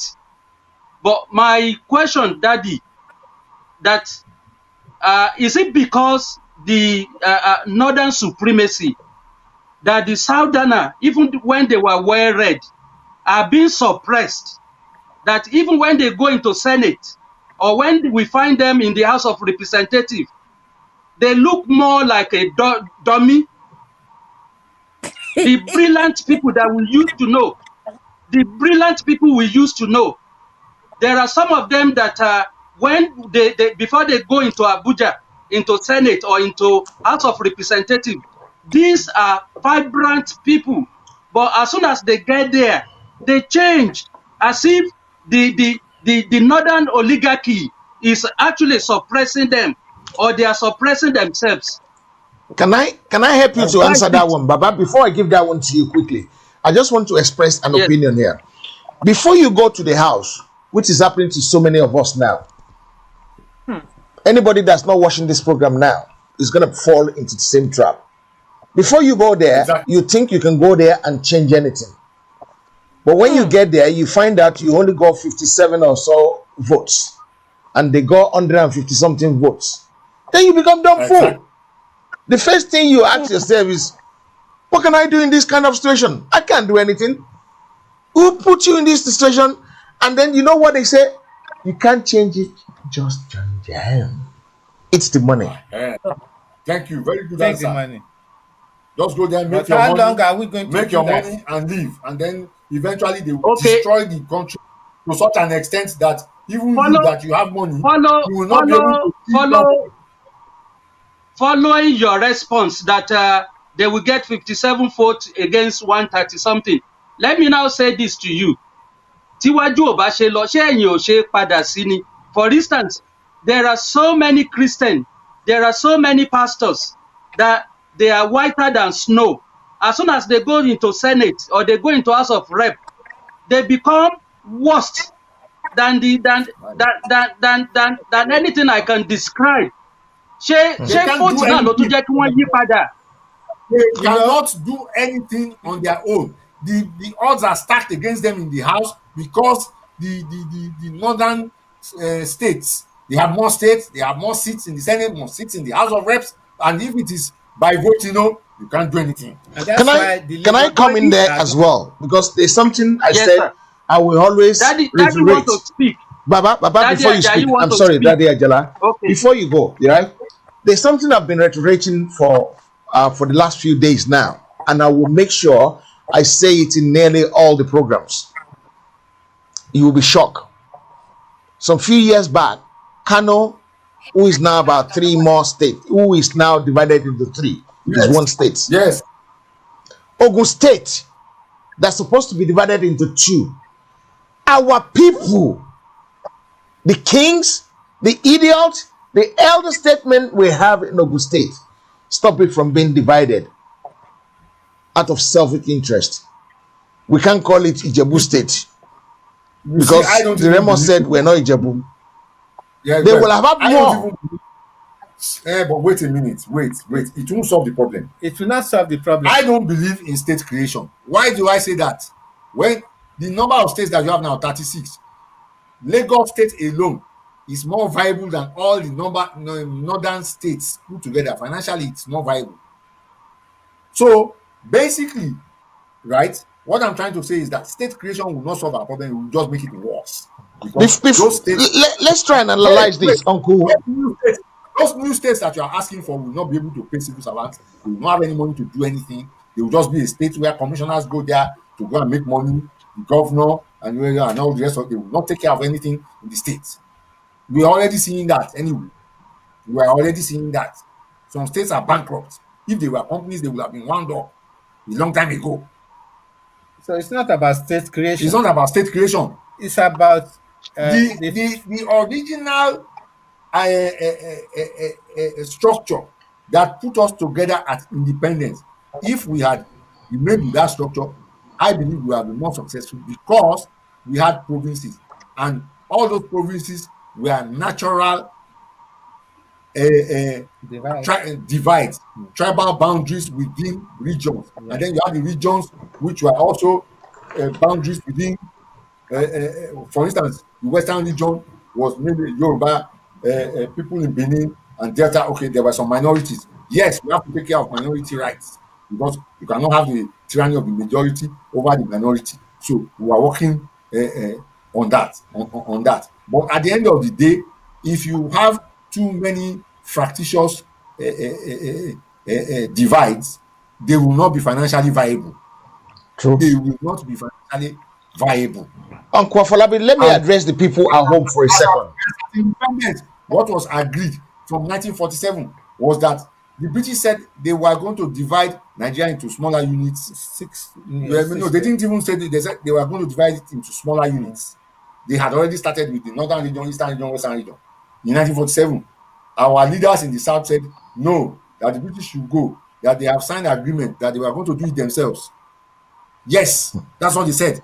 Thank you for analyzing that. Yeah, let me take it away from me for a second. Yeah, because I want to address the people at home. Uncle Afolabi, some people are online now, and what they're clamoring for is what is the solution. Sometimes, if you don't know the proper root of the problem and you're looking for solution, you're gonna miss it. We are going to be back in the problem we had in the past, in the future. If we don't face it, let's analyze this. Mr. Arishekola Oyekan, I really thank you for your question, but let's analyze it. Let's get it right. Instead of saying, I've seen people coming on the platform and saying, what's the solution? What's the solution? What's the solution? The patient our elders in the 1950s and 60s does not have is still going to come back and haunt us if you don't get this right now. Sometimes, if something is broken, break it down completely before you start putting it back. Don't look for solution at the top, because when you look for solution at the top, what about the bottom? Remember our adage, our elder adage that said, when you look for solution now on the problem, for the problem we have on top, what about the problem you have at the bottom? Please, let's be patient about this. Let's get it right. I really thank you guys for commenting. If you have not shared this program, it is very important that you share it, because if you don't share it, you're not solving the problem. You're part of the problem. You are not part of the solution. You're part of the problem. If you're not sharing this problem, you are part of the problem. But the more you share this program, the better it will be for you. You can talk about it. Tell other people, right? Like the page so that you can see more of this kind of programs. Subscribe to the channel. Hit the bell notification so that you won't miss something fantastic like this. I want to thank you all for joining me today. We're still on the program, Nigeria Amalgamation and investigative journalism. If you look at the title, we're investigating the past so that we can use it to learn for the future. You can't investigate something in the future. You can't investigate. We can't say there's not Nigerian amalgamation in the future. We're trying to dismantle it. So what we're looking at today is what has happened in the past. We're doing something called postmortem. The British, everybody does it, Western world does it, so that they can understand things better. Brother, I really love your love. Because if you don't love me, you will just say, Mr. Ade is an idiot, and booger off. Thank you, my brother Ari Shikola. I really love that. It's true. We need to understand so that in case something like that happen, how can we get this recorded? And it's actually recorded. It's recorded. I've actually shared the link. I've shared the link for the program on YouTube. I haven't. No, I think I shared it on WhatsApp on Facebook. I will try and pin the link to this thing. Just copy it from there and share it. It's easier. And the good thing about it is that the more you share it, the better it becomes for all of us. All of us, every one of us. What I'll do, I'll share all the 3 links. That is easy. The YouTube, the Facebook, the Twitter, so that you can just copy the 3 link and just push it out, and anybody can choose where they want to watch it. Whether they want to watch it on Facebook, they want to watch it on Twitter, they want to watch it, wherever you want to watch it, you can actually watch it from there. I'll push the 3 links out now. Guys, I want to thank you, James Lincoln. Thank you very much, James. Cindy White, I thank you very much for that question. I've just answered your question there, that you want to know how we can watch it later on. Whatever you want, Funke Bello, she shared more than 100 times.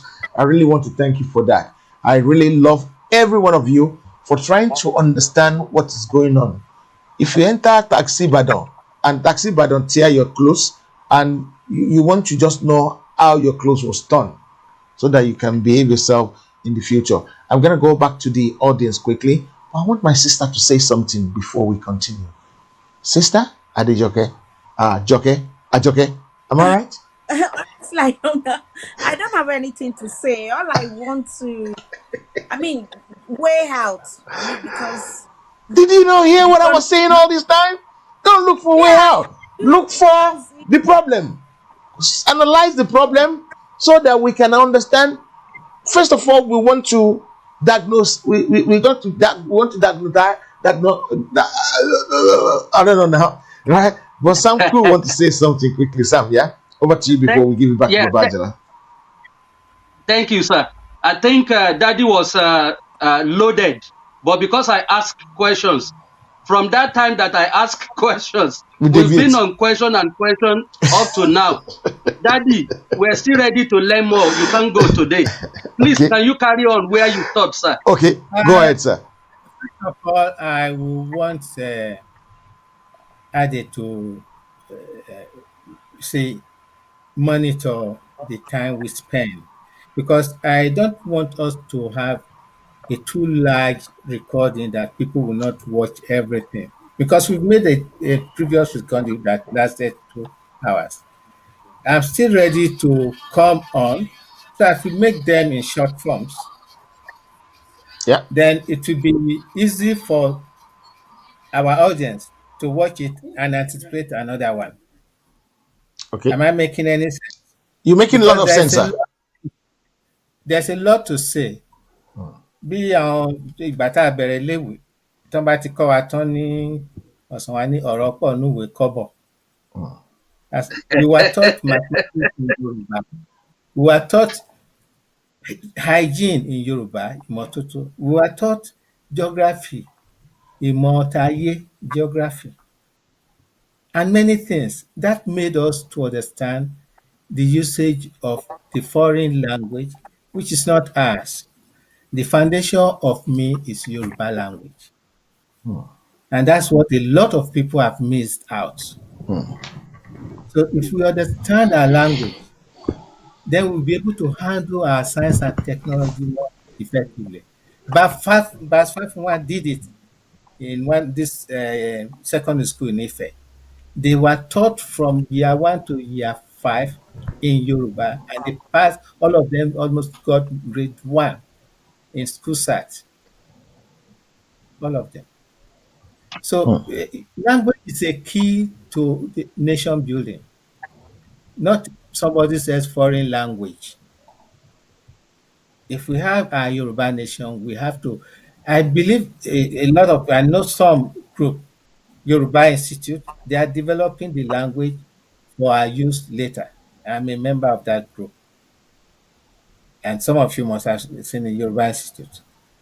And a lot of people worldwide, from even Brazil, from Mexico, from everywhere that are of Yoruba origin, some white Yorubas in Mexico, they are members of this institute. So there are things we are working towards, like the Yoruba race. When we want to do something, we plan. But unfortunately, the Yoruba race, the political elements who represented us, did not plan. Even the conference they went to, they did not go with any note paper to say, this is what we want, this is what we want. They just went there as if they owned the country. Right? It is sad. The same thing. Uh, uh, Habamakole was going around. Luckily, one of the elders who attended a conference in Kaduna Junction in 1946, he came back May 6, 1946, and died May 7, I think. Then that's about Macaulay. Out of distress, he was already old. The picture I was given by one of the elders who attended that campaign of nationalism, we want independence for Nigeria. As at that time, the North had less than 5% of people who were literate in the English language. How would they understand what the nationalists, uh, my great brother and grandfather, Haba Macaulay, was talking about, on a land that did not belong to him, on a passport that belonged to the British Crown? It was not our country. That's what our people who have read their books, so that the large number of PhDs in history and anthropology have not sat down to look at. Looking inwards is what we have not done. And that is why we have this program, and we want us, there are a lot of things that we need to educate ourselves with so that we can be free, because the freedom of the mind is the freedom, it can be born out of the right information and your own self-esteem. Because I don't want to become a slave in a country that was never created for my interest in the first place. It's a trading post. Any of the writings I've written in the last few years, I've written the British trading post called Nigeria. I don't call it a nation because it's not a nation, like I said to you. And I plead to anybody listening, please don't call Nigeria a nation, because your children will ask, if you are a nation, we are a nation, what's the Nigerian language? What answer do you give? Many people have got that test from their children here and US and all over the place. I understand my colleague was saying that some young Koreans met some young so-called Nigerians and asked, "What's your language?" And they couldn't tell them what. Then said, "We have the." And then they said, "If you are Yoruba, then why are you Nigeria?" That's the point. And we said earlier, if the British did not come to create a trading post, actually, if I want to inform you, there are actually two Nigerias in West Africa. One of them is French speaking and the other is English speaking. And citizens of those places are called, in the French speaking area, Nigerians. In the English speaking area, Nigerians. What's the difference? So what's our pride? And that's why those of them in the north who know the truth have gradually dissolved the boundaries and the border in the north. They are going fully into Niger to meet their kings and king. So by default, Nigeria is already dissolved, but we have to go through it properly. And that is why we need an a referendum to decide where we want to go. Yeah. This thing has been dragging off for so long. We on my part and my group, way back in the 1990s when Obasanjo came in, we requested for a sovereign national conference. Most of you must have heard about that. And we were invited. And when we saw that it was not a sovereign national conference, we refused to attend because the people have to decide. And funny enough, in 2014, when the so-called conference was held, which was not a sovereign national conference, some Northerners were already mooting the fact that we should go our separate ways. But instead of our representatives to take advantage of that statement, to say, let us now discuss it and let us have a referendum. They were talking about oh God, it's sad that we don't link facts together to our advantage. We don't link it. That is what is called scholarship. You should be able to link events. Àwọn bàbá wa máa ń sọ, wọ́n á jókòó, wọ́n lè wà láàrin àwọn ọmọdé tí gbogbo wọn bá sọ̀rọ̀ tán, bàbá á dẹ̀ dìde pé báyìí báyìí lọ̀rọ̀ bá a ṣe rí because he has found out the truth from the young ones. And that's why some of us who are advocating that we don't want elders and all that, you are making a big mistake. We still need their wisdom. There are more of my kind among the Yoruba race. I'm not just myself alone. There are more of my kind who will tell the truth to our people and who will not be afraid to say the truth and who will not be afraid to graphically illustrate the truth. I'm sorry I couldn't do that graphic presentation today. It's still going to come up because our future is at stake, because it is a danger for a people of diverse race and culture to be forced into a rigid country and political structure. And what are we expressing now? Because of the loop-sided numbering, game of numbers, we are always at a disadvantage, whereas we are more people. There's a map which I believe I sent to a few people. If you want it, get my number and your email. You send it to me. I will send you these maps. We need to spread this thing. Okay. We need Yes. to spread it. Okay. Give Okay, it thank you. to. Thank you very much. Because of time, we take call from our audience for about 20 minutes or so, half an hour before we finish. We want to try and run this one up for 4 o'clock. So, guys, the line is now open now. The line is now open. If you want to get involved, you can call. Please make your statement, your question, make it very brief. We're not going into a detailed analysis or things that truncate our effort in what we're running after. Please don't ask any sensitive question because if you ask any sensitive questions, we're not going to give you the answer to it. And we don't want to offend you because without you, we cannot be there. We cannot be here. So please, the line is now open now. Straight to your, just say a little bit of greetings we do. Don't start saying blah, blah, blah, blah, blah, blah. Don't worry about that. We don't need all that now. All we need is just to go straight to the question. Say where you're calling from and let's go on from there. Thank you very much. So, Baba, while we're waiting for people to call in, what do you think we should do with this kind of information? Should we keep it to ourselves?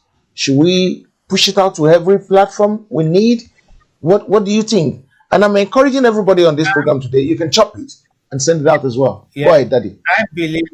I believe the more our people know the truth, the more they'll be able to stand up to support the fact that we have to dissolve the amalgamation from source.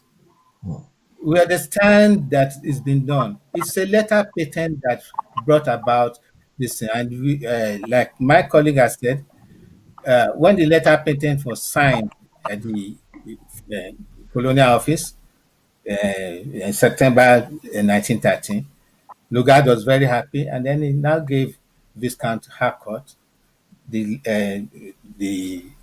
privilege of having a port named after him. So those of us who keep on asking who signed the amalgamation document, it's a work in progress that was tasked to Lugard to solve the financial problem that the British had because of the uh, Boer War reparation, 250 million pounds. Yeah. And to do that, they have to bring the administration of the North and South together.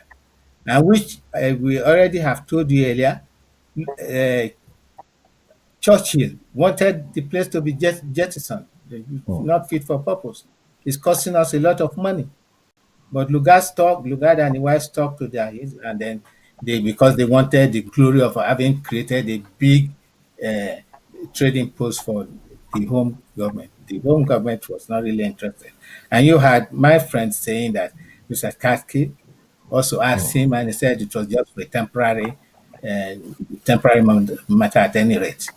That amalgamation, it's not a 100-year thing. Whatever you had, because that place, the Royal Niger Company was actually the owner of those two territories initially, and the British government, through Victoria, bought the place and paid the Royal Niger Company the money for buying it and promised to pay for the next 100 years in 1900. That was the transaction, 1900, the profit they make from trading in Nigeria. So that profit attachment ended in 1999.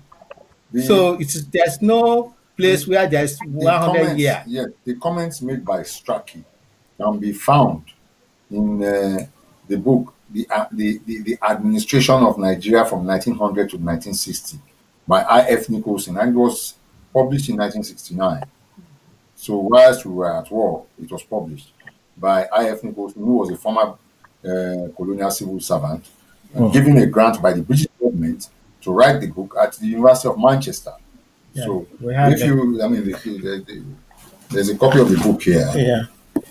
I've You just know, sent a copy to Professor Banja Kitoye because it's a very important document. And I think, Ade Thomas, I hope you've got your copy now. I haven't get it yet. I haven't get it yet. Yeah. But when I It's a see you, very important, And a my very own copy. important Bible. Well, okay. it's sold for, at some sites, it's sold for £800. Yeah. No, my Yes, way sir. should probably turn up within the next 1 week or so because If it's you coming search from well, Australia. you might get it for 77 or £40. Mm. But because it's a very Okay. important document that everyone is looking for, because we have promoted the book so well recently. So Okay. I've bought 3 copies from way back 1990s, and one of the copies was lost by a friend of mine. There's nothing I cannot hit his head and get the copy because it's a very important document. And not only that, we had this book written by us. My name is down there. It's the it's reflecting Southern Nigeria Solidarity Movement and the case for self-determination. Well, it's no longer available because it's been bought off the internet and we did not produce too many. In it, we have the original letter patent that Lugard used in bringing us together, which most of you call amalgamation document. It's just a letter patent, not an amalgamation. You see, the problem of us is that we use too many English words without knowing the real meaning. And so it's just a letter patent that was used to amalgamate us. And on January 1st, which was a Thursday, 1914, Lugard did the needful and announced that it was celebrated both in Zungeru and Lagos.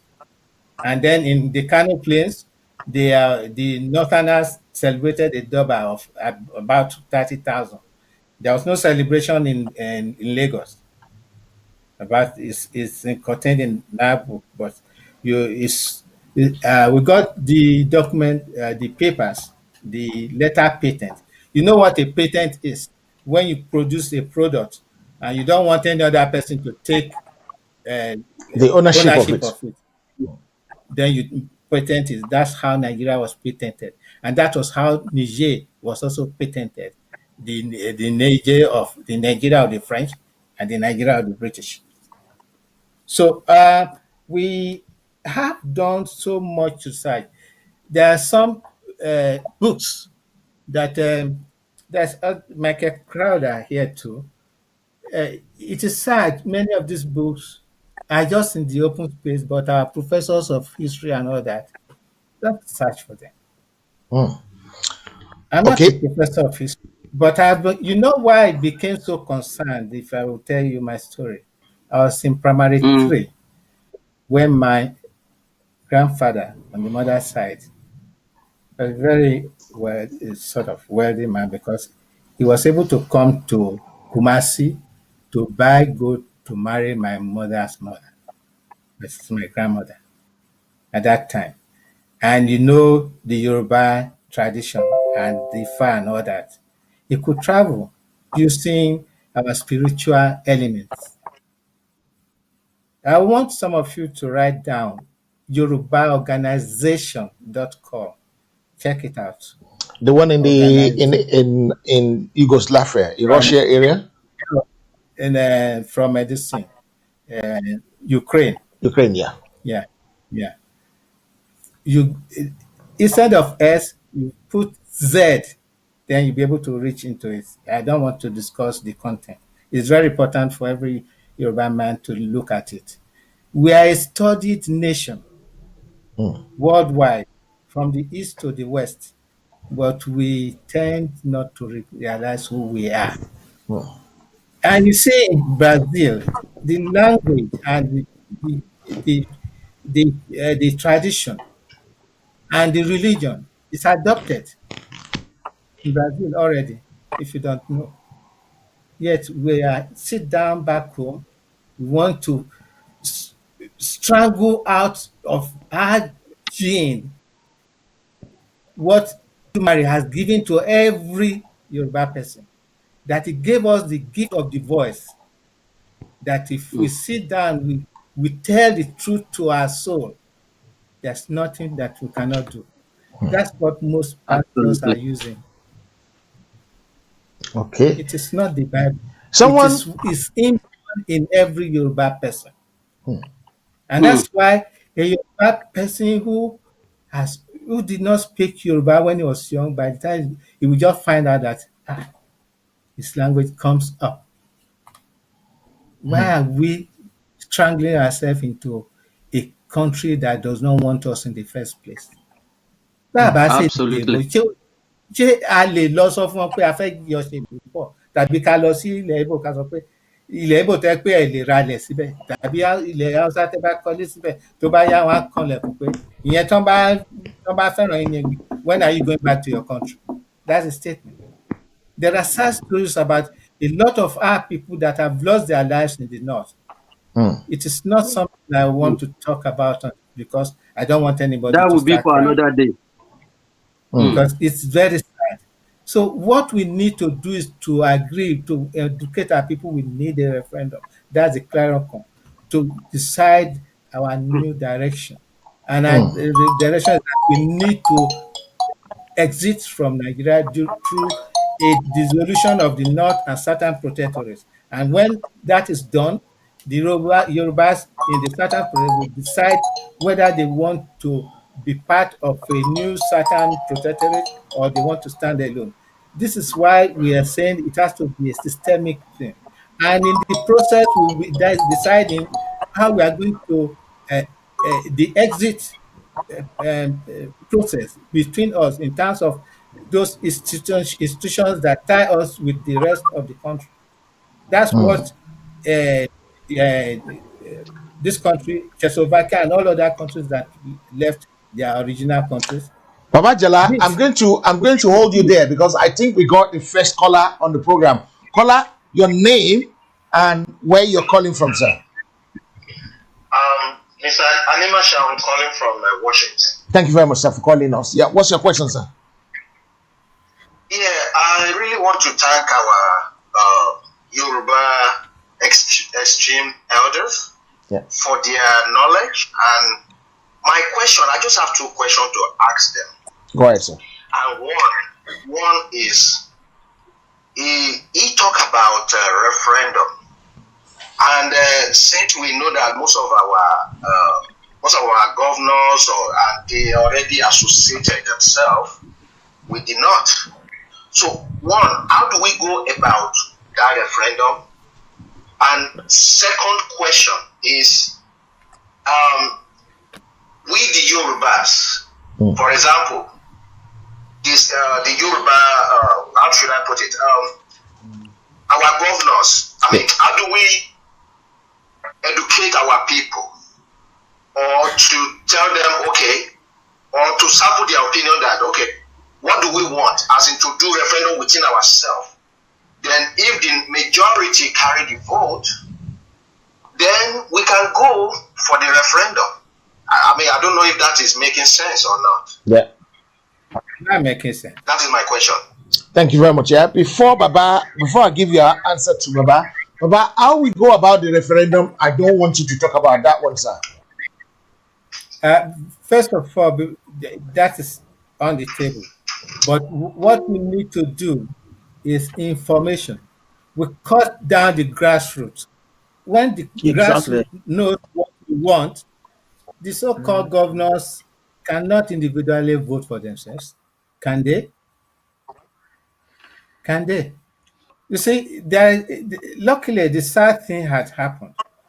And I'm happy a lot of our youth are understanding this, even though some of them are still thinking of a Nigeria and they call it a nation. This is why we need this program to tell them that you can have friends among people from Igbo land or Middle Belt, but you are not the same nation. That's the fact.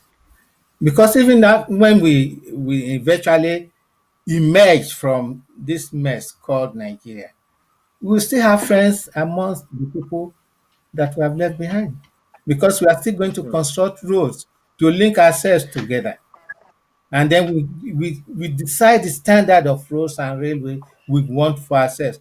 And the others, if we want to connect with them, they have to follow the same standard Yoruba is good at. I know we are good at doing good things for ourselves. We have done it before. And in most books, like my gentleman from Washington, you will not find that Western region was one of the best run part of Government. the world by black race. One of the best run part of the world by black race. That's a fact. And we are well praised for it. And we are even nudged to stand alone. Let's go with Ghana. What people we are waiting for our brother from the north. Where have we got settled? And that's what one of these former colonial officers said. It's utmostly dangerous to keep people of diverse racial and social origin in a rigid political structure like Nigeria, and that it leads to continuous bloodletting, having bloodletting and a civil war and the bloodletting is continuing. And I have to bring our attention, it's not a warning, to every youth in our land, in Yoruba land, in Odua land, that the hunger you are feeling is a systemic approach to breaking us. We don't want to be like North Korea. Will I tell you that the people who escape from North Korea, it's not for politics, it's because of hunger. You understand that? So we should not allow ourselves to degenerate to that level. I understand that it's very difficult to even buy Gary at home now. Somebody just called me this morning, and a bag of rice is equivalent to a month's salary of a junior worker. Can we continue this? And that is why in our next program, I'm going to advise on how to survive, about going back to the land. If it is the backyard of your house, your beautiful house, plant some fruits and vegetables. Okay, Baba, I'm gonna hold you there again because I have another caller online with us. Yeah, caller, your name and where you're calling from, sir.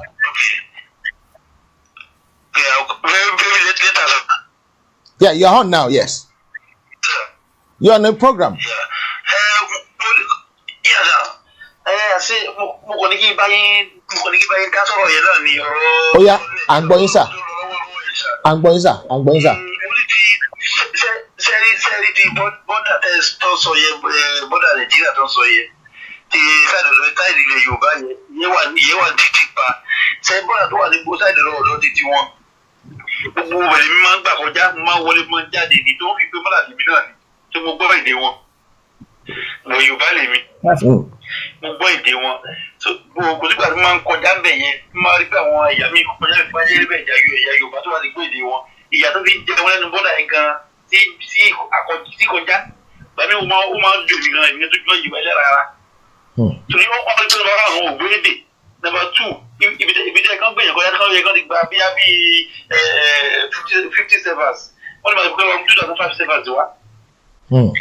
So advantage yẹn wà bẹ̀rẹ̀ lóṣìṣì advantage kan wo bọ́dà yẹn sílẹ̀ lẹ́nu Kano sí Niger tí mọ́tò bá mú tí mọ́tò wà ní dáadáa kojú 12 minutes to 50 minutes tí wọ́n fi wọlé sí Niger ó sílẹ̀ gan àwọn tó ń kó wọlé níbi wọ́n tó kó bọ́ wọlé kó èsì méjì òde mẹ́ta wà mí wọn lóòdù fún trailer wa wà mí wọn lóòdù káà wa àwọn tó máa kó èsì wọ́n yóò dáwọ́ jù àwọn tó máa lo bọ́ọ̀sì Toyota Hilux kò náà lò wọlé jù wọ́n pọ̀ tó trip wọlé jojúmọ́ from Mali from Sudan from Niger bó ṣe wọlé sí Kano ní ilẹ̀ Haúsá nìyẹn so wọ́n bẹ̀ máa wá sílẹ̀ Yorùbá. Will I tell you? Bọ́lá wọ́n ti bá wíbi ìdọ̀rọ̀ àti wọ́n ti pa ìdọ̀rọ̀ tí wọ́n ti pa ni. Ojúkò rẹ̀ mo tó lọ sí bọ́dà àtẹ́lẹ̀ tó wà ní Màdúgùrì. Màdúgùrì tó máa wọlé sí Nìjẹ́ lápá àwọn yẹn. Sísẹ́ǹtì ọ̀dọ̀rọ̀ náà sílẹ̀. Ìdí wọn láti Chad wá sí Màdúgùrì wọlé sí ní ìdí Sókótó ó wà sí sílẹ̀ mo òsibítẹ̀ mi ò mọ̀ọ́dún méjì. Bẹ́ẹ̀ni sà. Torí mo dídì káàkiri mo lọ chẹ́ẹ̀kì ẹ̀ ní. Mo lọ chẹ́ẹ̀kì rẹ̀ náà wò. Wọ́n ṣe sílẹ̀ ni mo gba Sókótó wọlé sí Iléla wọlé sí Mọ́ládí wọlé sí Ìyàmẹ́ mo tó wọ mọ́tò tó wá sí ilé wọ́n agádẹ́tẹ̀sì agádẹ́tì kí mo ti gbàgbé wá síta agádẹ́tì mo wá gba agádẹ́tì wá sí Sìndé wá sí Katsina Jigawa wá sí Kano gbogbo wa ṣe sílẹ̀ ni. Bẹ́ẹ̀ni sà. Because of time, I'm going to. Hold on. Thank you. Keep listening from your system so that you can have the feedback from Baba. Thank you. Baba, do you want to respond to that, sir? Yeah, I have known that from over 60 years. I've known about that over 60 years. But our political elements, I don't call them leaders, ignore these facts. We are a borderless country when you go to the north. When you go to the north. So it means the so-called rise of compatriots or Nigeria we held it does not really mean anything. So because the borders created by the British have been breached. When they left, they had officers who watched those borders. But when they left, it became breached. So it means if we now look at a new map of Nigeria, it's not what you are seeing, please. It's extended into Niger. A lot of our people, what I also found out is that there are political elements in Nigeria who have become presidents in Niger. And some of them are members of our House of this thing, Assembly. Vice versa. And we saw during the last election that governors from Niger came to campaign in Nigeria. Exactly. I was going to say that just now, yeah. So why are we still holding on to the apron string of a Nigeria that has destroyed our civilization? We want to take our civilization back. We are not begging anybody.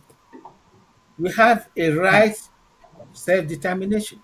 We have a right to make a deposition to anybody worldwide, starting from home to our people.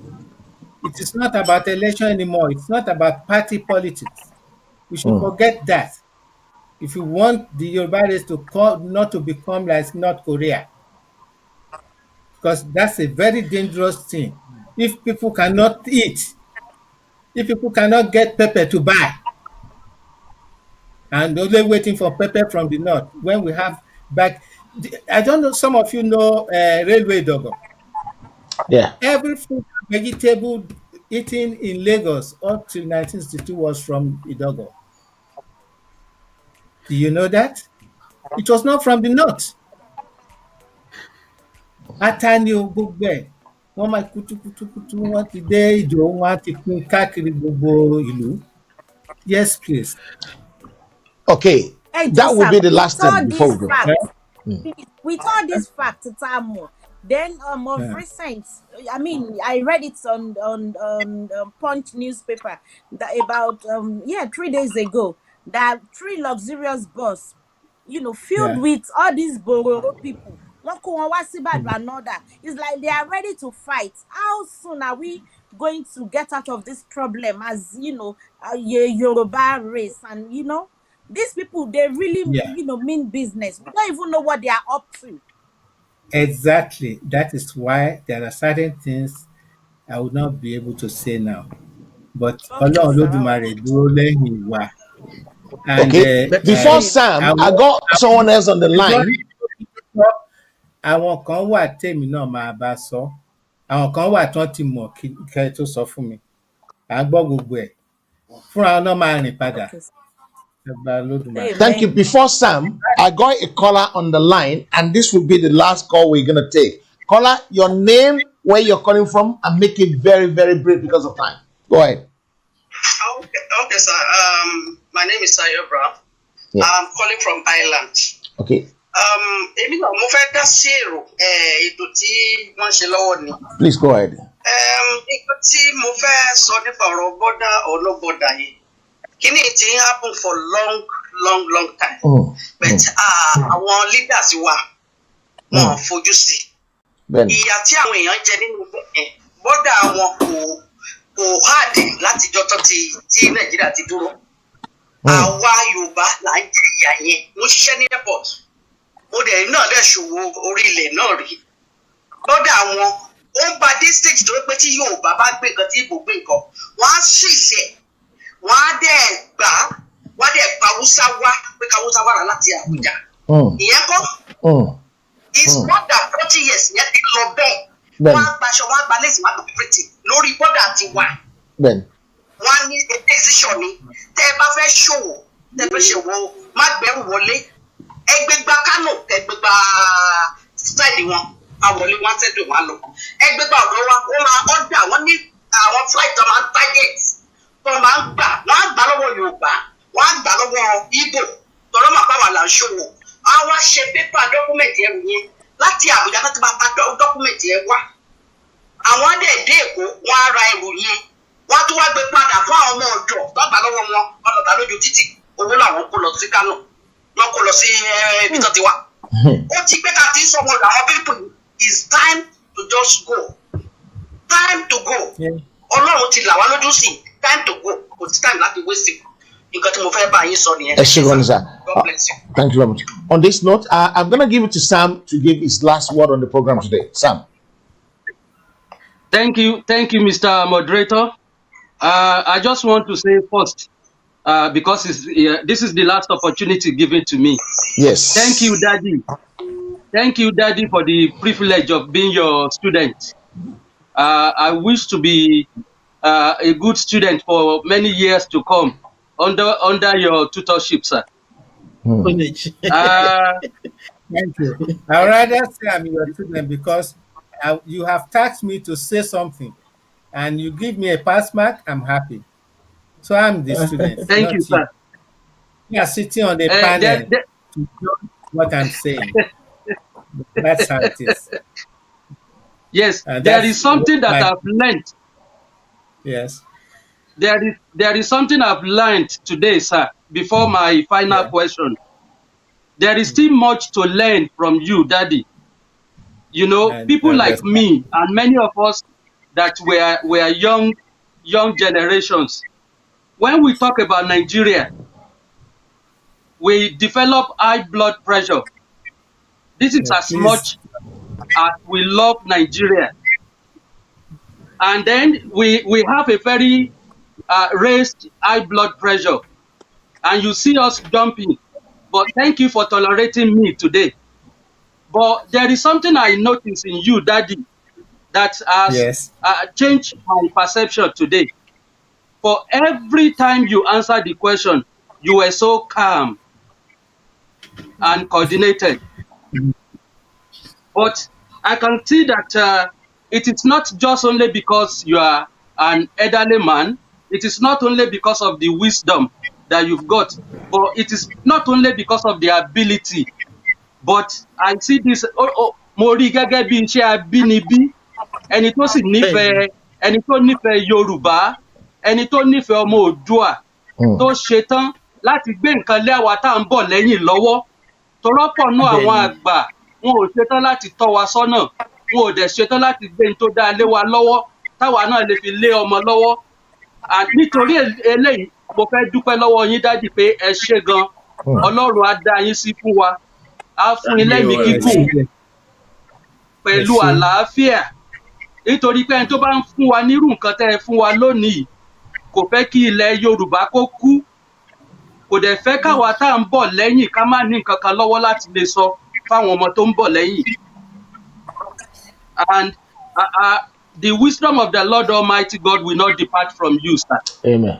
Now, Amen. ìyẹn ló wá mú mi dé, ìyẹn ló jẹ́ kí n fẹ́ béèrè the last question, Daddy. Ẹ lè má dáhùn lénìí, ẹ lè bá mi sọ fún producer. Lóòótọ́ àwọn àgbà pọ̀ lórílẹ̀‐èdè ilẹ̀ aláwọ̀ dúdú nílẹ̀ Yorùbá, a sì láwọn kọ̀ọ̀kan náà gẹ́gẹ́ bẹ́ẹ̀ ṣe sọ fún wa lẹ́ẹ̀kan tí wọ́n dà bí ẹ̀yin náà, tí wọ́n dẹ̀ ṣetán láti sòótọ́ ọ̀rọ̀. Ẹ jọ̀ọ́ Dádì, báwo la ti lè kóró àwọn àgbà yìí jọ láti lè tọ́ wa sọ́nà? Ó máa jáde ló mọ̀ kó wà bẹ́ẹ̀ ló máa jáde.